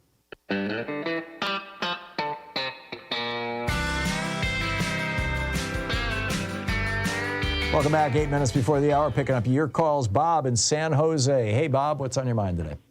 Well, I was going to say, you and I are members of the tribe of hunters and the farmers, and I'm recommending that you consider a revision, 3rd edition or whatever, to your book that uses that metaphor of the hunters and the farmers world. Yeah. Because I think our sense of time or perception of time is especially elastic, which is why we run chronically late to appointments, why we seriously misjudge things, and also, as a fellow broadcaster, do you know who has a wristwatch that sets itself every night to WWIII so I know what time it is? Because otherwise, if I didn't have a WWIII clock or watch nearby, I wouldn't know. Yeah. Bob, there's actually a chapter about that in that book, ADHD, Hunter and the Farmer's World. I'm not sure it's an entire chapter, but I talk about how for farmers, the people who grow up to become bookkeepers and love it, time is relatively flat. Obviously, things will speed it up or slow it down depending on circumstances, but it's relatively flat. But for hunters, people with ADHD, when they're on the hunt, time just speeds by. And when they're not on the hunt, when they're bored, time is actually painful, which is why you get ADHD kids, acting out simply to entertain themselves because they just can't deal with the boredom. You're on. I mean, you're spot on, Bob. You nailed it. But I wrote about it in '92. So. Well, but this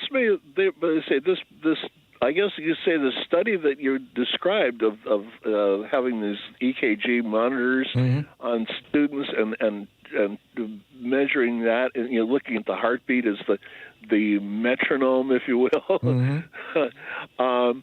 That's an interesting concept, as I say, and I think this perception of time does merit more investigation. I agree. Because I can tell you there are times when something happens, and all of a sudden everything goes into slow motion, and I'm like Superman.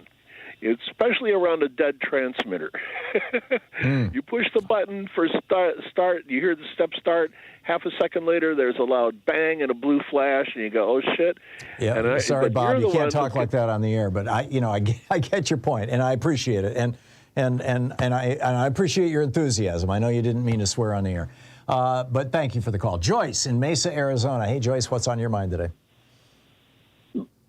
What is on my mind is the limits on the Supreme Court tenure, and I would like to see the information that started up with a Fix the Court in 2015 that was told to the Atlantic magazine that, number one, when this was written by our founding fathers, that they had a life tenure. The average age expectancy was 38. Today, it's more than twice that. Well, yes and no. Now, if we would concentrate on the real solution, I know the issues today, including the woke, that you hear repetitively, as well as other issues. But we really have to come down to the Supreme Court serving, for instance, the 18-year term that is being suggested. And if you are able to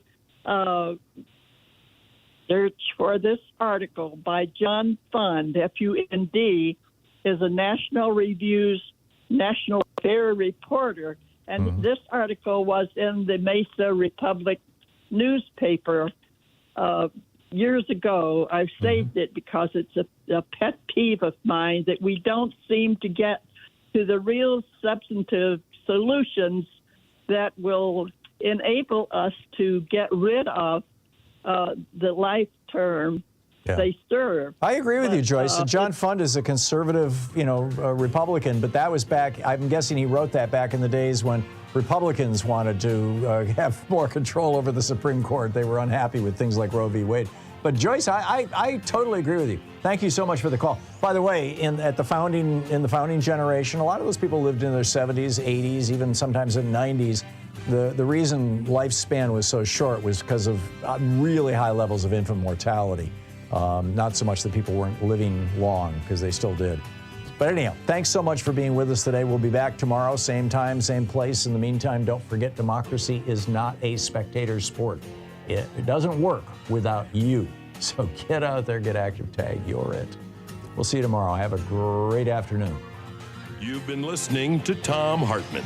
For audio and video archives, visit thomhartmann.com.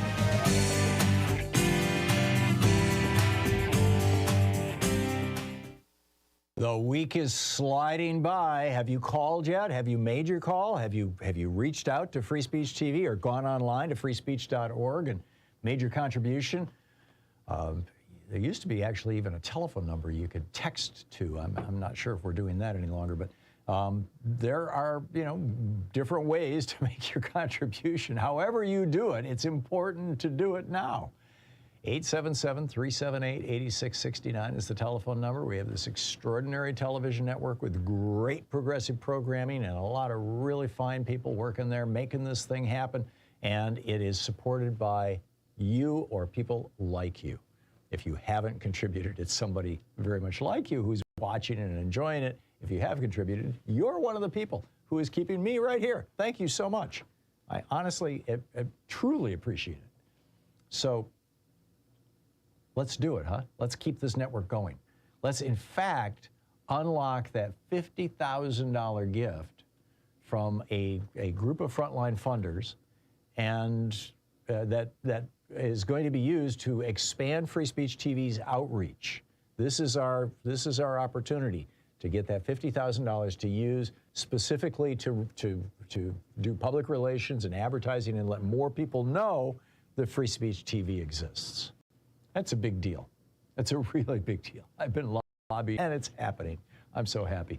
So, and you should be too. So, call now, 877-378-8669. Your contribution will get us closer, whatever you give, $5, $5,000, whatever you give will get us closer to unlocking that $50,000 if we hit our goal at the end of next week. And that's how close it is, right? I mean, here we are. We've got 6 days to go, plus today. So let's make it happen. The $50,000 gift, by the way, I mentioned yesterday, John and Jean from Newburgh, Oregon, Joe in Washington, D.C., Joyce in Apache Junction, Arizona, Louise and Richard in Duluth, Minnesota, Marion in Polson, Montana. Also, I was informed yesterday that Andrew in San Diego played a role in this. I've been to San Diego. Bill in Boise, I've been to Boise. Vivian and Bobby in La Puente, California. Not been there, but I know Vivian and Bobby. They're wonderful people.